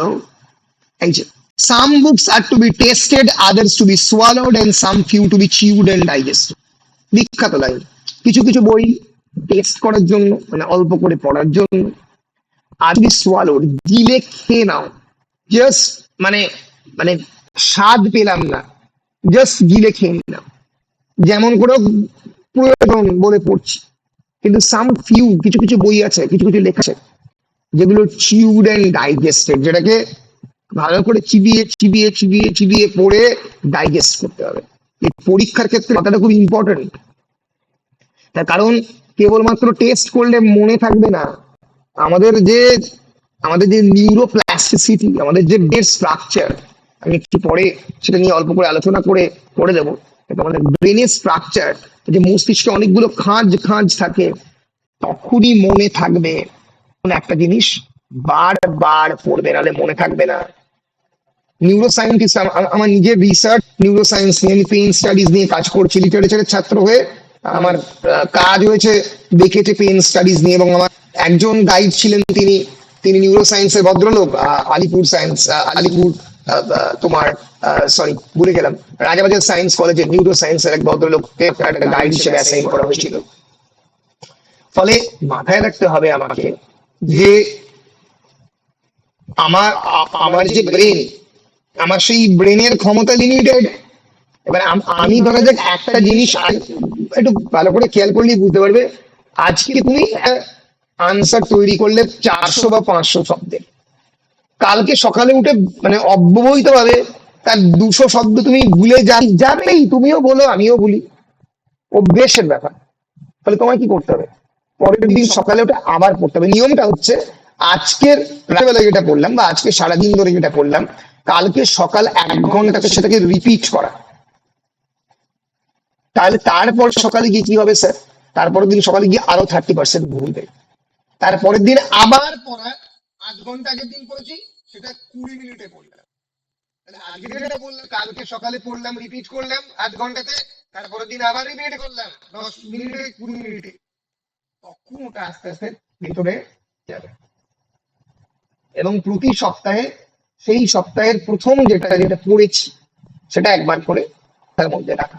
আমি শেষ দিনে শেখাবো কেমন করে রুটিন করতে হয়, আমি লাস্ট দিনে শেখাবো কেমন করে পরীক্ষার জন্য নিজের রুটিন করতে হয়, সেটা শেষ দিনে শেখাবো। কিন্তু আজকে বলে দিলাম রিভিশন ইজ দ্য কি। ব্রেনে থাকে না, রিভাইজ করতে হয়, করে করে থাকাতে হয়। আমাদের স্যার ছিলেন যিনি গোটা প্যারাডাইস লস্ট কবিতাটা, মিল্টনের প্যারাডাইস লস্ট, একটা একটা বুক ইজ এন 98 লাইনস, এরকম 12টা বই উনি মুখস্থ রাখতে পারতেন। কি করে? Practice practice and practice. উনি ক্লাসের মধ্যে বই আনতেন না, প্যারাডক্সের কোনো বই আনতেন না, সরাসরি কবিতাটা রিসাইট করতেন এবং সেটার ব্যাখ্যা দিতেন। কি করে সম্ভব? এই ব্রেনের মধ্যে পড়ে পড়ে পড়ে পড়ে রেখে দিয়েছে পুরো কবিতাটা। আর প্র্যাকটিস করতে হয় না, এতদিন ধরে পড়েছেন, ক্লাসের মধ্যে পড়াচ্ছেন। দু রিভিশন, আজকে যে টপিকটা বললাম কালকে সকালে, তারপরের দিন সকালে। টাইম নষ্ট মনে হতে পারে, কিন্তু টাইম নষ্ট নয়, নাহলে মনে থাকবে না। নাহলে আজকে যেটা পড়ছো 1 সপ্তাহ বাদে কিচ্ছু থাকবে না, না নিয়ে পরীক্ষার হলে যাবে, সেটা তো ভালো লাগবে না। আমি যে কথাগুলো বলছি সেগুলো খুবই ইম্পর্টেন্ট। যারা পড়তে শুরু করেছো তারা বুঝতে পারছো যে অনেক জিনিস মনে থাকছে না। ফলে এইটাকে এই রুটিনটাকে ইমপ্লিমেন্ট করার চেষ্টা করো, যেটা আজকে পড়লে কালকে সকালে আবার পড়লে, তারপর সকালে আবার পড়লে। মাথায় দেখো সকালেই সব থেকে বেশি মনে থাকে। যত দুপুর গড়ায় রাত্রিকে যায়, মনে রাখার জিনিস তত কম। ফলে সকালের দিকে ভালো করে যেটা তোমার মনে রাখতে চাও সেটা পরে 10 নম্বরের কোয়েশ্চেন করতে পারো সকালে। কিন্তু 10 ইকুয়ালি ইম্পর্টেন্ট রাত্রেও পড়ো, দুটোই ভালো পরিষ্কার। কি পরিষ্কার নয়? হ্যাঁ স্যার। পরিষ্কার। কোটেশন ইউজ, কোটেশন কোন কোন কালচারি যদি লেখো তাহলে ব্লুতে লিখতে পারো, যদি ব্লুতে লেখো ব্ল্যাকে কোটেশন লিখতে পারো। মোট কথা অন্য কালিতে কোটেশন লিখবে যাতে লোক নজরে পড়ে। আমার দেখে আবার তোমরা লাল কালিতে কোটেশন লিখে এসো না, ঠিক আছে? ফলে আইদার ব্ল্যাক ব্লু ইউজ করো অ্যাট্রাক্ট করার জন্য কোটেশনের মধ্যে। তাহলে কত গেল? 4 থেকে 10 নম্বরের কোয়েশ্চেন, স্যার 5 নম্বরের কোয়েশ্চেন কততে লিখবো? 1 পাতা। যদি খুব মনে হয় 1.3, 1 পাতা এবং তার পরের পাতা 4 ভাগে ভাগ করলে কোয়ার্টার। কত শব্দ? 100 থেকে 125 শব্দ। 5 মার্কসের কোয়েশ্চেন 100 থেকে 125 শব্দ, তার বেশি সম্ভব নয়, এটা উচিত নয়। পরিষ্কার? বেশ, বলো পরিষ্কার? কিরে বেশ, তোরা ভাব আমাদের সময় 20 নম্বরের 4টে প্রশ্ন আসতো, 4 20 80, একটা প্রশ্ন লিখতে হতো 1000 শব্দে, 6 পাতা, 10 পাতা চলছে আনসার। বাড়িতে তৈরি করেছে 18 পাতা আনসার, এরকম অবস্থা। তোদের তো অনেক সুবিধে। তারপরে আমাদের আসতো হচ্ছে 5 নম্বরের 4টে প্রশ্ন আসতো, 5 নম্বরের হচ্ছে তোর ওই কি বলে বল, টিকা আসতো, বেসিক্যালি কোটেশন দিত, তার এক্সপ্লেনেশন দিত, রেফারেন্স টু দ্য কনটেক্সট আসতো। তোদের তো অনেক সহজ হয়ে গেছে সিস্টেম। তাহলে 100 থেকে 125 শব্দ কিসে? 5 মার্কসে। 2 মার্কসে কত নেব স্যার? 2 থেকে স্যার 1.5-2 পাতা হলেই হয়ে যাবে। 1.5 পাতা 5 মার্কসে। হ্যাঁ স্যার। 5 মার্কসের 1.5 পাতা এনাফ। 2 পাতা করতে যাস না, শেষ করতে পারবি না, ঠিক আছে?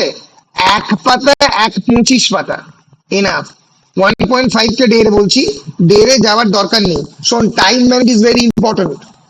বাড়িতে লিখে দেখ 1.5 পাতা ম্যানেজ করতে পারছিস কিনা, 1.5 পাতা লিখে ওখানে 3 পাতা লাগে লিখতে পারছিস কিনা, 3 বা 4 পাতা লিখতে পারছিস কিনা, সেটা দেখ, মাথায় রাখিস। যদি মানে কটা কে যদি 5 নম্বরের কোয়েশ্চেনে 4টে মানে তোর এখানেই চলে যাচ্ছে 5 পাতা, 5 পেজেস, আর ওখানে 8 পাতা, 8 পেজেস। আর শর্ট কোয়েশ্চেন 2 থেকে 3 লাইন, 2 থেকে 3 লাইন, কিন্তু 20টা কোয়েশ্চেন লিখতে হবে, ঠিক আছে? এর ফলে ওখানেও 3 থেকে 4 পাতা যাবে, কারণ 20টা, সরি 10টা প্রশ্ন লিখতে হবে, তাহলে ওখানেও 3 পাতা তো যাবেই। তাহলে 5 আর 3 8, 8 16 পাতা তোমাকে পরীক্ষায় মোটামুটি লিখতে হবে। তাহলে তুমি 16 পাতা 3 ঘন্টায় লিখতে পারছো কিনা সেটাও ইম্পর্টেন্ট। টেস্ট করো, নিজেরা বাড়িতে পরীক্ষা দাও। আমি তো কিছু মডেল কোয়েশ্চেন বলে দেবো, চিন্তার কিছু নেই, সেইগুলো দাও পরীক্ষা। বলো এবার, এতদূর পরিষ্কার হয়েছে? মোটামুটি পরীক্ষার বেশ স্ট্র্যাটেজি ক্লিয়ার হয়েছে? হ্যাঁ স্যার। Very good. এইবার আমি আসবো হচ্ছে পরীক্ষার প্রশ্ন সংক্রান্ত আলোচনায়। আমি মোটামুটি প্রশ্নের কোয়েশ্চেনের প্যাটার্ন বলে দিয়েছি, এবং তার সঙ্গে সঙ্গে পরীক্ষাকে কেমন করে অ্যাপ্রোচ করতে হবে সেটাও বলে দিচ্ছি। এবার আমি আসছি কোয়েশ্চেন প্যাটার্ন সংক্রান্ত আলোচনায়। আচ্ছা, একদম ডাইরেক্ট কোয়েশ্চেনে আসার আগে আমি কয়েকটা একটু জিনিসপত্র শিখিয়ে দিই, সেটা জানাটা খুব প্রয়োজন। কবিতার ক্ষেত্রে যেহেতু it's a poetry dominant paper, you have almost 10 poems in your syllabus, and you don't know where from the examiner will ask questions. One very important, এবং এসের ক্ষেত্রেও তাই, one very important approach is to prepare a one master answer. What is a master answer? পোয়েট্রির ক্ষেত্রে master আনসারটা খুবই পরিষ্কার, সেটা হচ্ছে ক্রিটিক্যাল অ্যাপ্রিসিয়েশন। একটা রেডি করলাম আমি, যে কোনো কবিতার ক্রিটিক্যাল অ্যাপ্রিসিয়েশন, জন ডানের কবিতার ক্রিটিক্যাল অ্যাপ্রিসিয়েশন আমি রেডি করলাম। জন ডানের কোন কবিতা রয়েছে? বল কবিতাটার নাম বল। Go and catch a falling star. Go and catch a falling star. আমি ক্রিটিক্যাল অ্যাপ্রিসিয়েশন রেডি করলাম। এরপরে হোয়াট ইজ ক্রিটিক্যাল অ্যাপ্রিসিয়েশন আমি আসছি। এই ক্রিটিক্যাল অ্যাপ্রিসিয়েশন রেডি করলাম, এরপরে আমার ধরো যে go and catch a falling star থেকে এলো অ্যাজ আ মেটাফিজিক্যাল পোয়েট্রি। আসতেই পারে, মাথায় রাখিস ক্রিটিক্যাল অ্যাপ্রিসিয়েশন নাম আসবে না পরীক্ষায় প্রশ্ন, শিওর থাক। তাহলে যে critically appreciate and catch a falling star, এরকম কোশ্চেন আসবে না পরীক্ষায়। কি আসবে? Go and catch a falling star as a metaphysical poetry. কিন্তু আমি যদি প্রতিটা কবিতার ক্রিটিক্যাল অ্যাপশন রেডি করে রাখি, তাহলে এবং মেটাফিজিক্যাল পোয়েট্রি কাকে বলে এবং হু আর মেটাফিজিক্যাল পোয়েটস এইটা আমি রেডি করে রাখি, তাহলে ইন্ট্রোডাকশনে এই মেটাফিজিক্যাল পোয়েট্রি ব্যাপারটা লিখে দিয়ে আমি পুরো কবিতা তো বেসিক্যালি ক্রিটিক্যাল অ্যাপ্রিসিয়েশন, কবিতার সামারি, কবিতার ইমেজারি অ্যানালিসিস, কবিতার সিম্বল কোথায় কোথায় ইউজ হচ্ছে তার গল্প, ক্রিটিক্যাল অ্যাপ্রিসিয়েশন, ফলে ইন্ট্রোডাকশন এটা দিয়ে বাকি পুরোটাকে লিখে দিতে পারলাম। এবং কনক্লুশনে আবার আমি বললাম যে এর ফলে go and catch a falling star metaphysical poetry সমস্ত ট্রেড গুলিকে কোয়ালিফাই করছে।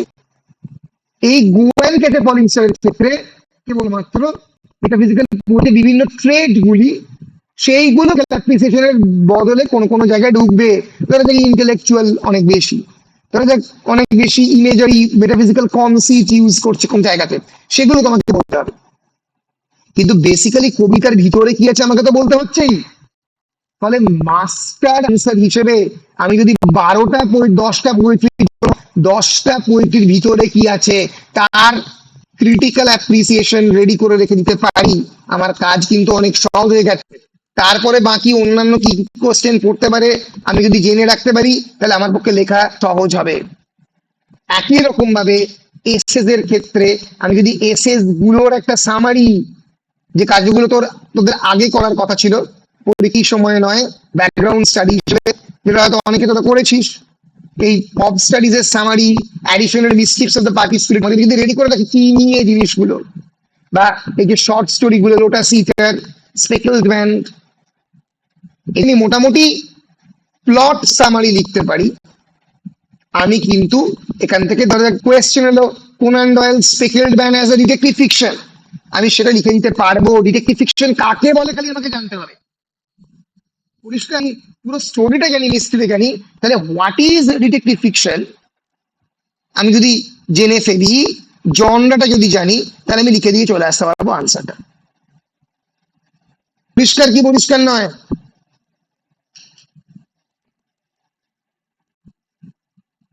বল। তাহলে আমায় কি করতে হবে? প্রতিটা শর্ট স্টোরি, প্রতিটা এসে, প্রতিটা পোয়েট্রির ক্ষেত্রে অ্যাপ্রিসিয়েশন, শর্ট স্টোরির ক্ষেত্রে সামারি, আর এসে কেউ সামারি।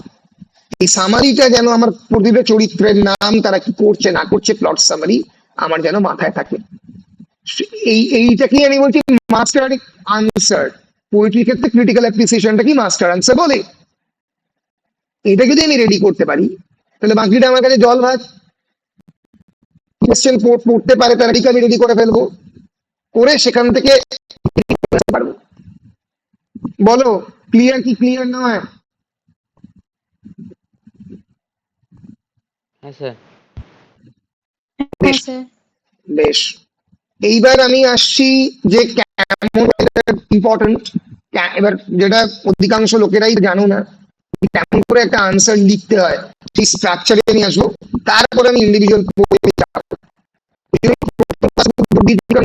বেসিক্স গুলো জানো, তারপরে তোমরা তো কোয়েশ্চেন সবই একটা তালিকা করে দেবো মুখে, প্রচুর কোয়েশ্চেন হবে, রেডি করতে হবে, রুটিন কেমন করে তৈরি করবো বলে দেবো।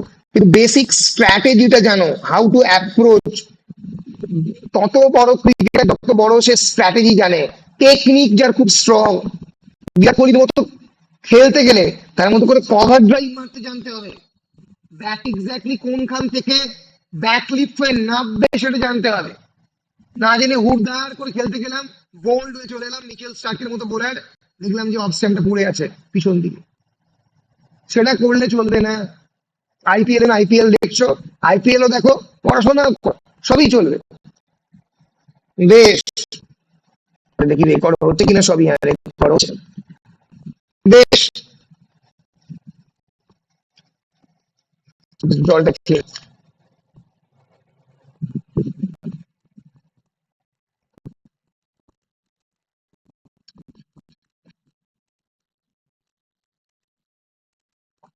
বেশ, এর ভেরি ইম্পর্টেন্ট থিং, সেটা হচ্ছে হাউ টু রাইট আনসার। মানে অনেকে তোমরা নোট দেয় যে কোনো আনসারের শুরুতে থাকে introduction. What is an introduction? Introduction address, ADDRESS, the theme, the question. ধরা যাক তোমাকে জিজ্ঞেস করেছে শার্লক হোমসের speckled band as a detective fiction. তোমাকে কাকে ডিটেকটিভ ফিকশন বলে সেটা আগে প্রথম লিখতে হবে। তোমাকে জিজ্ঞেস করেছে মেটাফিজিক্যাল পোয়েট্রি, জন ডানের পোয়েট্রি, তোমাকে কাকে মেটাফিজিক্যাল পোয়েট্রি বলে? Who are the components of the metaphysical poet, who are metaphysical poets. এরকমই some of the greatest detective fiction writer কারা? ধরা যাক for example Arthur Conan Doyle, Agatha Christie. তুমি শুরুতে একটা বলে দিলে ইন্ট্রোডাকশনে, ইন্ট্রোডাকশন কোনোদিনই একটা প্যারাগ্রাফের বেশি হয় না, ওয়ান প্যারা। এরপরেই শুরু হয়ে যায় main body of the answer.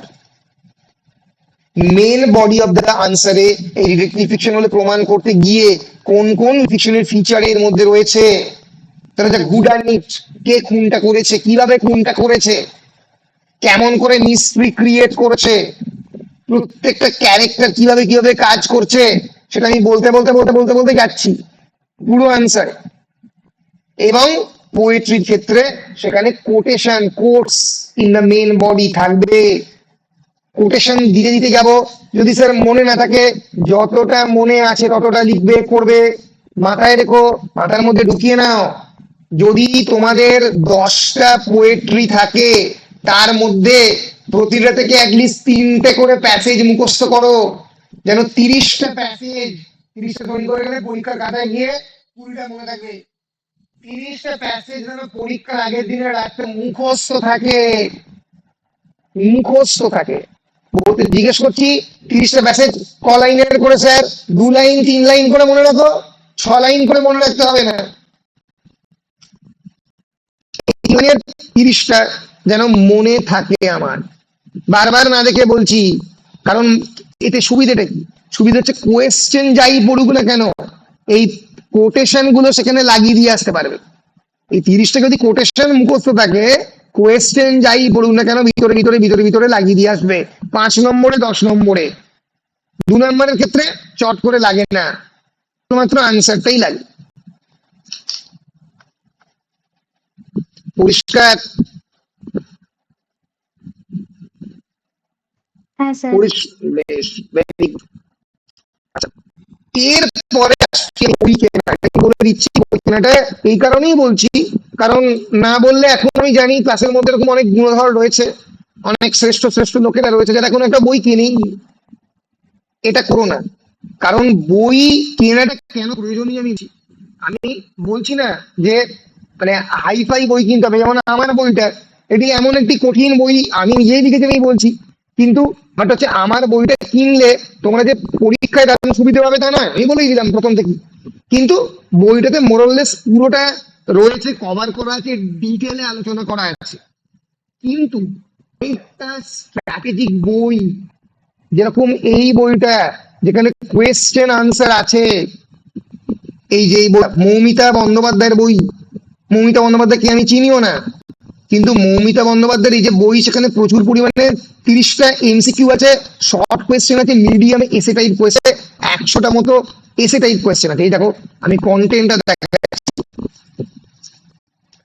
এইটা কিনে একটা রেখে দাও। কেন কি আগের 1 মাস এইখান থেকে দেখে দেখে, হয়তো অনেক ভুল থাকে, এগুলো স্ট্যান্ডার্ড বই নয়, এগুলো একটাও স্ট্যান্ডার্ড বই নয়, কিন্তু এই যে ধরনের লিটারারি ফর্মস এর উপরে কোয়েশ্চেন পড়ার চান্স কম, আমি বলছি পড়বে না হয়তো, কিন্তু এই ধরনের এই সিডনির সনেট থেকে বা শেক্সপিয়ারের সনেট থেকে এই যে প্রচুর পরিমাণে শর্ট কোয়েশ্চেন দিয়ে দিয়েছে, 146-150 পাতা, 4 পাতা 5 পাতা। এই শর্ট কোয়েশ্চেনের আইডিয়া গুলো তোমাদের থেকে আসবে, এই বই থেকে পাবে। আমার বইতে গাদা গাদা শর্ট কোয়েশ্চেন আছে, প্রচুর শর্ট কোয়েশ্চেন আছে। বইটা কিনতে পারো, জেরক্স করতে পারো, নিয়ে যেতে পারো, ডিপার্টমেন্টেই থাকে, ঠিক আছে।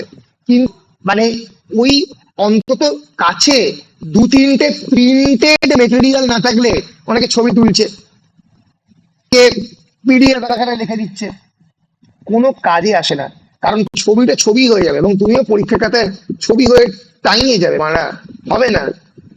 তোমরা তো এখন অনেকে স্কলারশিপ পাচ্ছ, আমাদের সময় স্কলারশিপ পেতামই না। আমার মনে আছে মাস্টার ডিগ্রি ফার্স্ট ইয়ারে আমি নিজে বই কিনেছিলাম 55,000 টাকা, 55,000। সেকেন্ড ইয়ারে আরো হয়তো 30-35,000 টাকা।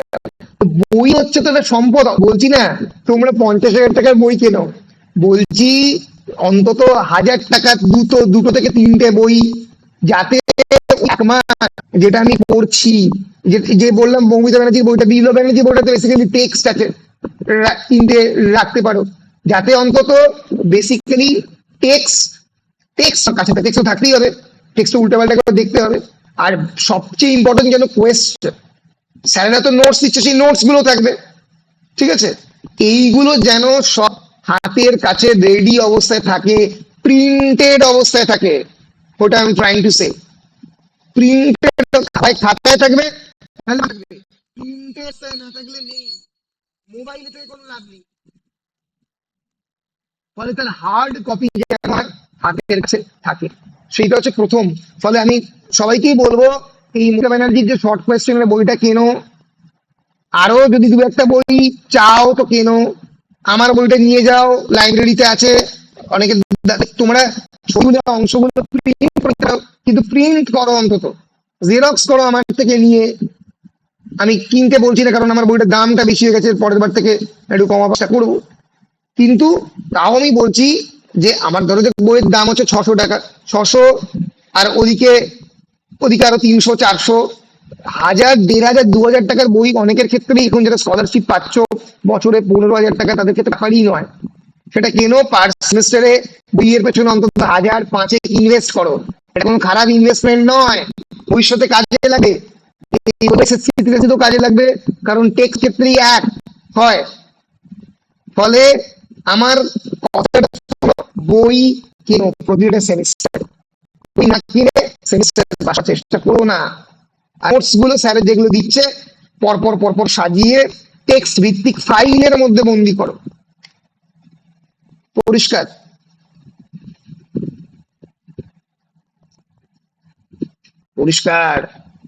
হ্যাঁ বেশ।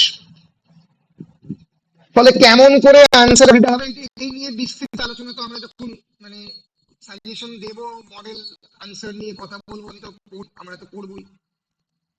স্যার, যেটা বলেছিলাম যে মানে স্যারেরা বা নোটস দিচ্ছেন বা টিউটর তানিয়া শুনতে পাচ্ছি না, আরেকবার বল। আমাদের নোটসটা দিচ্ছে বা টিউটরের যে নোটসটা দিচ্ছে, সেটার যে ল্যাঙ্গুয়েজটা বা ওয়ার্ডগুলো সেগুলো একটু হার্ড, সেগুলো একটু কম, সেগুলো একটু না না ওয়ার্ড না কাউন্ট সেগুলো বেশি একটু বেশি। ওয়ার্ডগুলো একটু কঠিন বা কিছু, হ্যাঁ এরকম ধরনের। আর আমরা যখন দেখছি, মানে আমি যেটা বেসিকলি পড়েছি আর কি, যখন ইন্টারনেট দিয়ে না ইয়েটা মানে লেখাটা খুব সহজ প্রকৃতির হয়ে গেছে আমার যেটা কোনো মনে হয়। অসুবিধা নেই, তো সেই কোনো ক্ষেত্রে কি অসুবিধা নেই। নাম্বারটা কম না হবে, না না, সেরকম কিছু হবে? একেবারেই হবে না। আমি পরিষ্কার একটা বিষয় তানিয়ার উত্তরে জানাতে চাই, তোমার উত্তরে যতই সহজ হোক না কেন, তোমার সেন্টেন্স সিম্পল থাক, তোমার সেন্টেন্সে ভুল কম থাক, তুমি যেটাকে ডাইজেস্ট করতে পারবে সেটাই কেবলমাত্র লেখো। বেশি নাম্বারের জন্য মনে হবে স্যারের ওয়ার্ড গুলো খুব সুন্দর সুন্দর, তার জন্য আমি ভুলভাল সেন্টেন্স গ্রামাটিক্যালি স্ট্রাকচার করতে পারলাম না, লিখে এলাম, এরকম তো মানে নেই। সহজ সরল আনসারে 8-9 পর্যন্ত আমি নাম্বার দিয়েছি, বহু টিচারই দেন, কোনো অসুবিধা নেই। সহজ সহজ খাতাতে ভালো নাম্বার দিই। আমি নিজে একজন এক্সামিনার, আমি প্রতি বছর প্রায় 4টে মতো মানে 6টা যদি সেমেস্টার হয়, সেই 4টে সেমেস্টারের খাতা, এমন অবস্থা, এত চাপ বেশি। ফলে তাতে কোনো অসুবিধে নেই, সহজ করে লেখো। দরকার যদি পড়ে স্যার বলছি একই ওয়ার্ড যদি রিপিট হয় তাহলে কি নাম্বার কমতে পারে? না, কমতে না, একই ওয়ার্ড রিপিট হলেও নাম্বার কমবে না, কিন্তু ওয়ার্ডটা কারেক্টলি ইউজ করেছি কিনা সেটা ইম্পর্টেন্ট। তবে হ্যাঁ, একটা সেন্টেন্সে বারবার করো না, সেটা হলে একটা উত্তরে বারবার করো, একটা সেন্টেন্সে একই বারবার রিপিট করার চেষ্টা করো না, ঠিক আছে? এটা গেল প্রথম কথা। ঠিক আছে, দ্বিতীয়, হ্যাঁ হ্যাঁ, আর দ্বিতীয় যেটা কথা সেটা হচ্ছে খুব ইম্পর্টেন্ট, সেটা হচ্ছে যে মানে তোমার আমি বলতে গিয়ে আমি খেয়ে হারিয়ে ফেললাম। তুমি যে উত্তরটা মুখস্থ করছো, ধরা যাক তোমাকে আমি একটা এক্সাম্পল দিয়ে বলছি।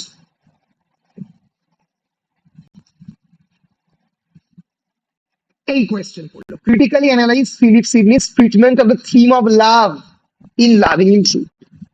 আমি এই কোয়েশ্চেনটা মুখস্থ করছি, ঠিক আছে? এই কোয়েশ্চেনটা এটা অনেকটা বড় লিখে ফেলেছি আমি। এই ধরা যাক এই কোয়েশ্চেনটা, Sidney as an important Elizabethan sonneteer. এবার এই কোয়েশ্চেনটা আমি ধরা যাক যখন উত্তর লিখছি এক পাতার, ধরা যাক আমাকে দিয়েছে স্যার, আমি যে সিকোয়েন্স, সিকোয়েন্স মানে এই কোন প্যারাগ্রাফটা কোন প্যারাগ্রাফ সেইটাকে মনে রাখা খুব প্রয়োজনীয়। এইটার পরে এটা আসছে, তারপরে সেটা আসছে, এই সিকোয়েন্সটা নষ্ট হয়ে গেলে কিন্তু পুরো আনসারের যে স্ট্রাকচারটা, যে বাড়িটা, সেটা নষ্ট হয়ে গেল।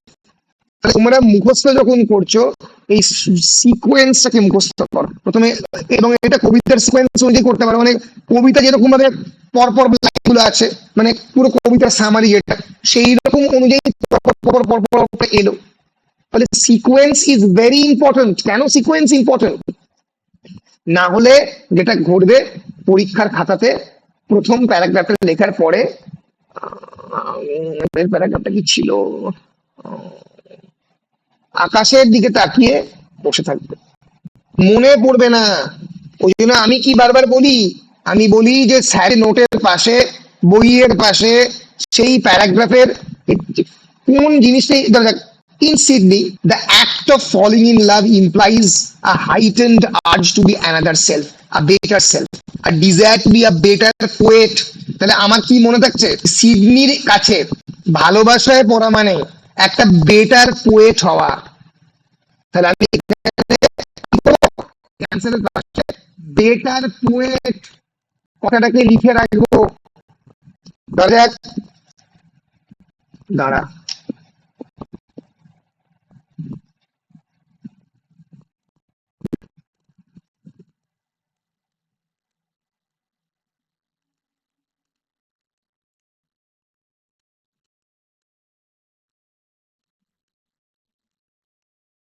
এই একটা উত্তর আমি আমার মনে হলো যে এই প্যারাগ্রাফটা আমি মনে করবো কি করে,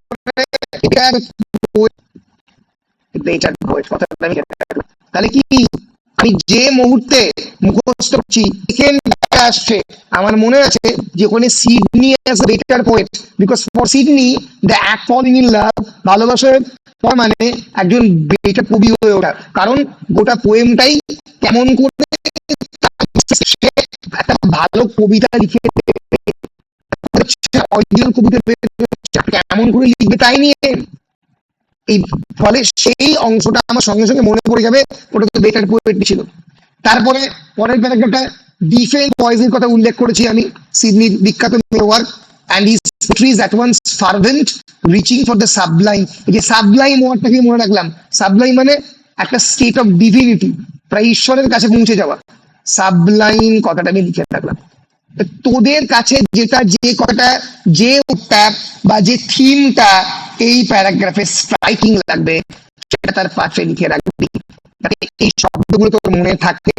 পরীক্ষার খাতায় মুখস্থটা তুই মনে করবি, মনে করে প্রথম প্যারাগ্রাফটা ছিল এটা নিয়ে, দ্বিতীয় প্যারাগ্রাফটা বেটার পোয়েট নিয়ে, তৃতীয় প্যারাগ্রাফটা সাবলিমিটি নিয়ে, চতুর্থ প্যারাগ্রাফটা পোয়েটিক ভোকেশন নিয়ে, পোয়েটিক ভোকেশন লিখে রাখলাম। এইভাবে মনে থাকে, এইভাবে মনে রাখতে হয়। পরিষ্কার কি পরিষ্কার নয়?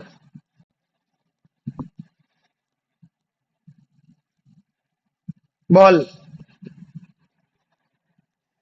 হ্যাঁ স্যার। বেশ, আশা করছি সবার কাছে বিষয়টা পরিষ্কার। পরিষ্কার না হলেই বলবি আমাকে, কারণ এইগুলো কিন্তু বেসিক গ্রামার। আজকে হয়তো আমি ডাইরেক্টলি পরীক্ষার কোয়েশ্চেন শুরু করতে পারবো না, পরে কালকে ক্লাসে নেবো, কি আছে, কালকে ক্লাস থেকে আমি কোনগুলো মোটামুটি ইম্পর্টেন্ট জায়গা। কিন্তু আজকের ক্লাসটাতে আমি বেসিক্যালি বলছি অ্যাপ্রোচটা কিরকম হবে। Approach is very important.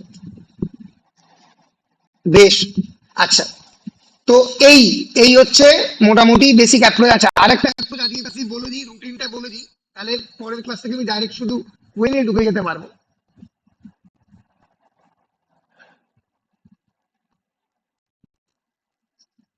Preparing for the routine of the exam, কেমন করে পরীক্ষার জন্য প্রস্তুতি নেই। প্রত্যেকে আজকে থেকে একটা A4 শিট, এরকম 4-5টা A4 শিট করে তৈরি করো, মানে কিনে নাও, জেরক্সের দোকানে পাওয়া যায়, একেবারে 20টা 25টা কিনে নিয়ে চলে এসো। A4 শিটে লিখতে শুরু করো কোয়েশ্চেন গুলোর নাম, যে কোয়েশ্চেন গুলো প্রিপেয়ার করবে। স্যার কোন কোয়েশ্চেন গুলো প্রিপেয়ার করবো? এই সামনে 3-4টে ক্লাসে যে কোয়েশ্চেন গুলোর কথা বলবো সেগুলো প্রিপেয়ার। এবার সেগুলো কেমন করে লিখবে? লিখবে হচ্ছে এরকম করে, ধরা যাক আমি কিরকম ভাবে করতাম সেটা আমি বলে দিচ্ছি, এবার তোরা তোদের মতো করে করবি। তোরা তো আমার থেকে বেশি পণ্ডিত, তাহলে তোরা সেগুলো করো। আমি সকাল 6টা থেকে 9টা অবধি পড়তাম, আমি 4টে স্লটে পড়তাম। সকাল 6টা থেকে, পরীক্ষার আগের 1 মাস বাকি সময় ঘুরে বেড়াতাম।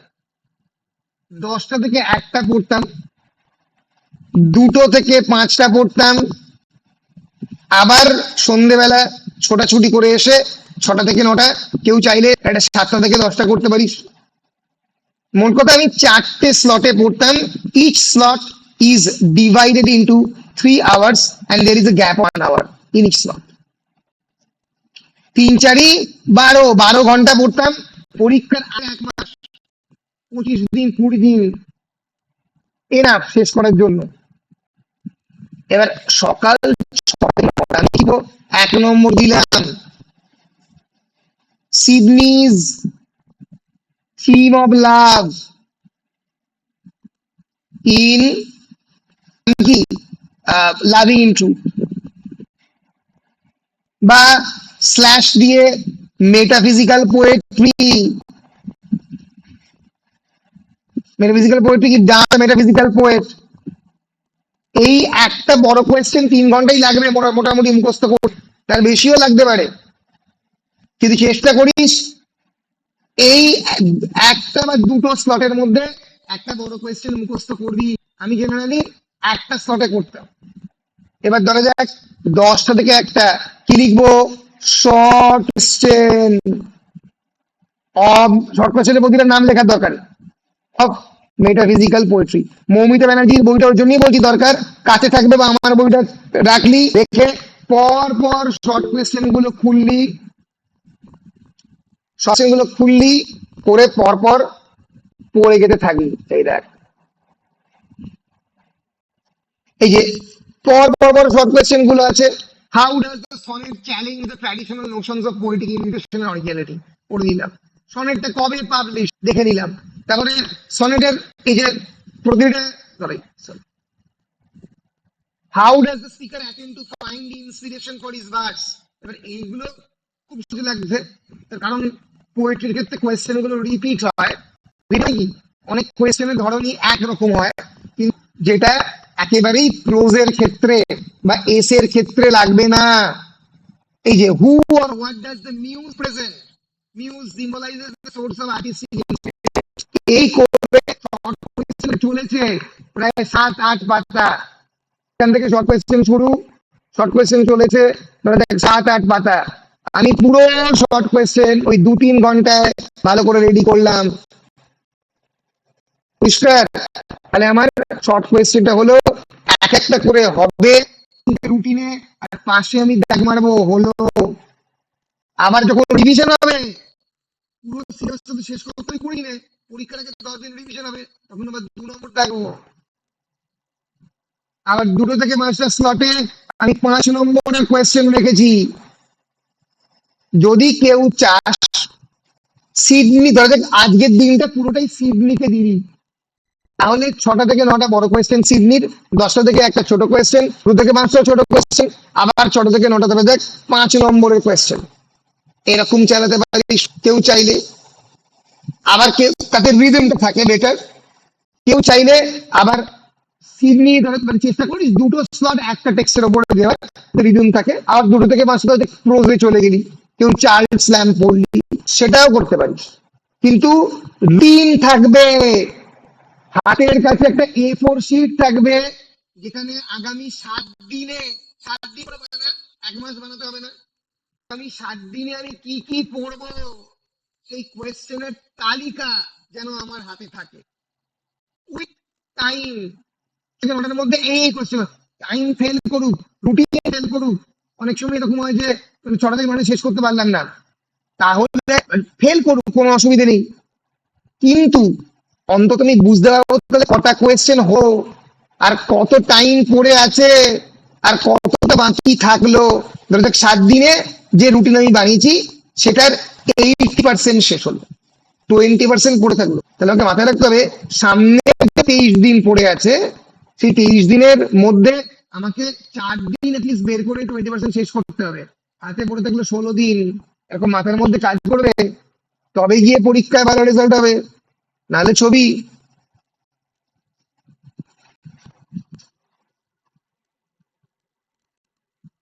পরিষ্কার কি পরিষ্কার নয়? এরকম একই রকম ভাবে প্রোজটাও করতে হবে। বলে আমরা বলছি যে বই হাতের কাছে থাকবে, যে বই হোক না কেন, কিন্তু বই হাতের কাছে না থাকলে যে কোয়েশ্চেনটা আমি করছি, লিস্ট অফ কোয়েশ্চেন, আমি অতগুলো কোয়েশ্চেন একসঙ্গে পাঠাই, কি বলবো, ধরা যাক স্যার তোমাকে সমস্ত টপিক দেবে না, কয়েকটা টপিকে ধরা যাক আমাকে, এটা বেশিরভাগ অনেক প্রাইভেট টিউশন হয়, সবাই তো সব শর্ট কোয়েশ্চেন দিতে পারে না, সবাই তো সব 5 মার্কস কোয়েশ্চেন দিতে পারে না। তখন দেখবো 5 মার্কসের কোনো একটা পার্টিকুলার টেক্সটে ডিসকভার করলাম, এই টেক্সটে আমার কাছে 5 মার্কসের কোনো কোয়েশ্চেনই নেই, বন্ধুকে ফোন কর, হ্যালো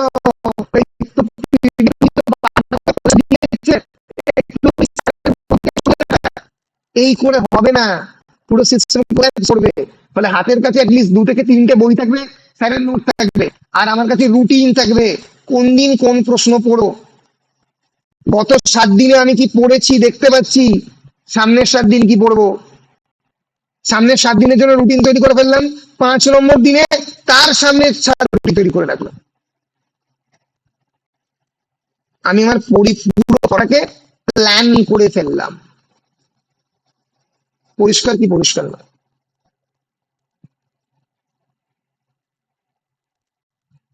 হ্যাঁ স্যার। এরকম করে ডিজাইন করে কোয়েশ্চেনের লিস্ট নিয়ে বসে, মানে তোমার হাতে কোয়েশ্চেনের তালিকা থাকবে এবং সেই তালিকাটা সময় অনুযায়ী ডিভাইড হবে।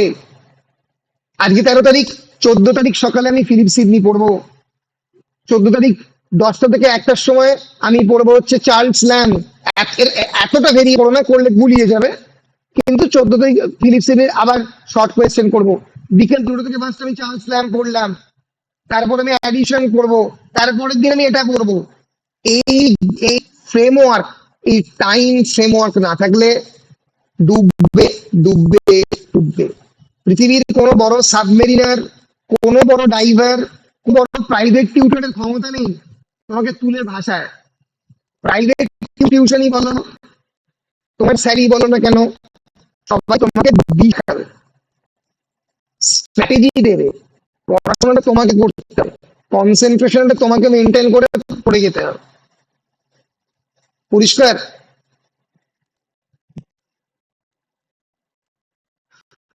পরিষ্কার কি না?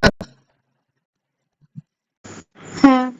বেশ, আজকের ক্লাসে আমি একদম শুধু কেবলমাত্র স্ট্র্যাটেজি বললাম, পরে কোশ্চেন আনসার বলা শুরু করবো। আজকের ক্লাসে আমি এই ফিলিপ সিডনি যেহেতু ধরেছি, তাই এখান থেকে কয়েকটি ইম্পর্টেন্ট কোশ্চেন বলবো যেগুলো পড়তে পারে, সে তোরা একটু লিখে নিবি। হ্যাঁ, আমি কোয়েশ্চেন গুলো বলবো বললাম, আর সেটা আকাশে থাকলো সেটা হবে না।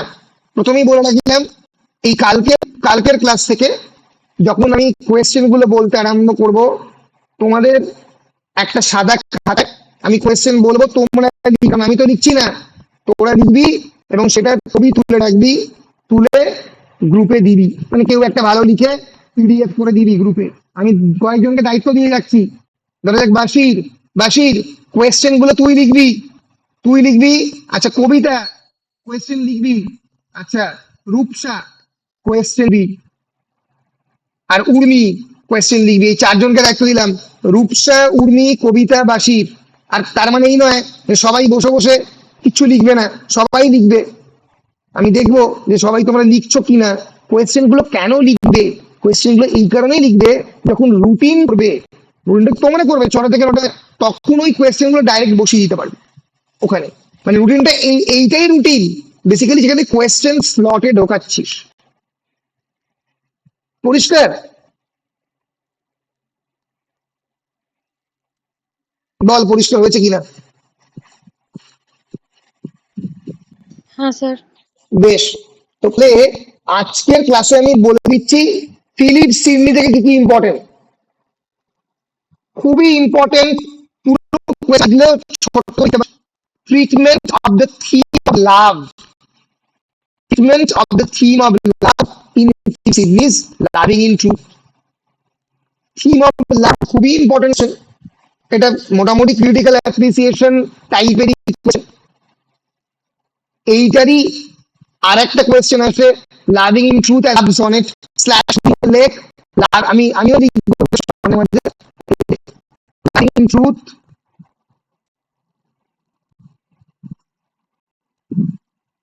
as a love sonnet.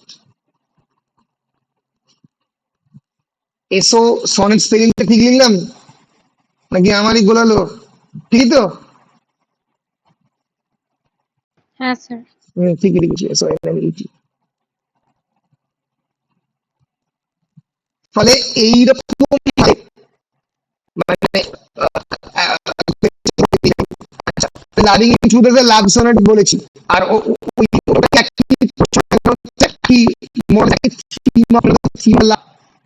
আচ্ছা, অনেক সময় এই প্রশ্নটা পরে Philip Sidney as a important Elizabeth sonnet, এর তারপরে ইম্পর্টেন্ট কোয়েশ্চেন বাদ দে, দরকার নেই, প্রয়োজন নেই। আচ্ছা, এই থিম অফ লাভ থাকবে, আর একটা critical appreciation of Astrophil and Stella, critical appreciation of Astrophil and Stella, মানে sonnet number 1, sonnet number 1 loving in truth আর কি। এইটা মোটামুটি ধরা যাক ইম্পর্টেন্ট কোয়েশ্চেন। এই দুটো ইম্পর্টেন্ট 10 নম্বরের কোয়েশ্চেন করে গেলে ইম্পর্টেন্ট, আর আমার অন্য কোনো কিছু করার দরকার নেই। প্রতিদিনের ক্লাসে আমি 5 নম্বরের কিছু ইম্পর্টেন্ট কোয়েশ্চেন এবং 2 নম্বরের কিছু, 2 নম্বর তো ইম্পর্টেন্ট কোয়েশ্চেন হবে, হয় না, কিন্তু দেখিয়ে দেবো যে কিরকম করে 2 নম্বরের কোয়েশ্চেন গুলো পড়তে হবে। পরের দিন থেকে আমরা সরাসরি ঢুকে যাব টেক্সটে।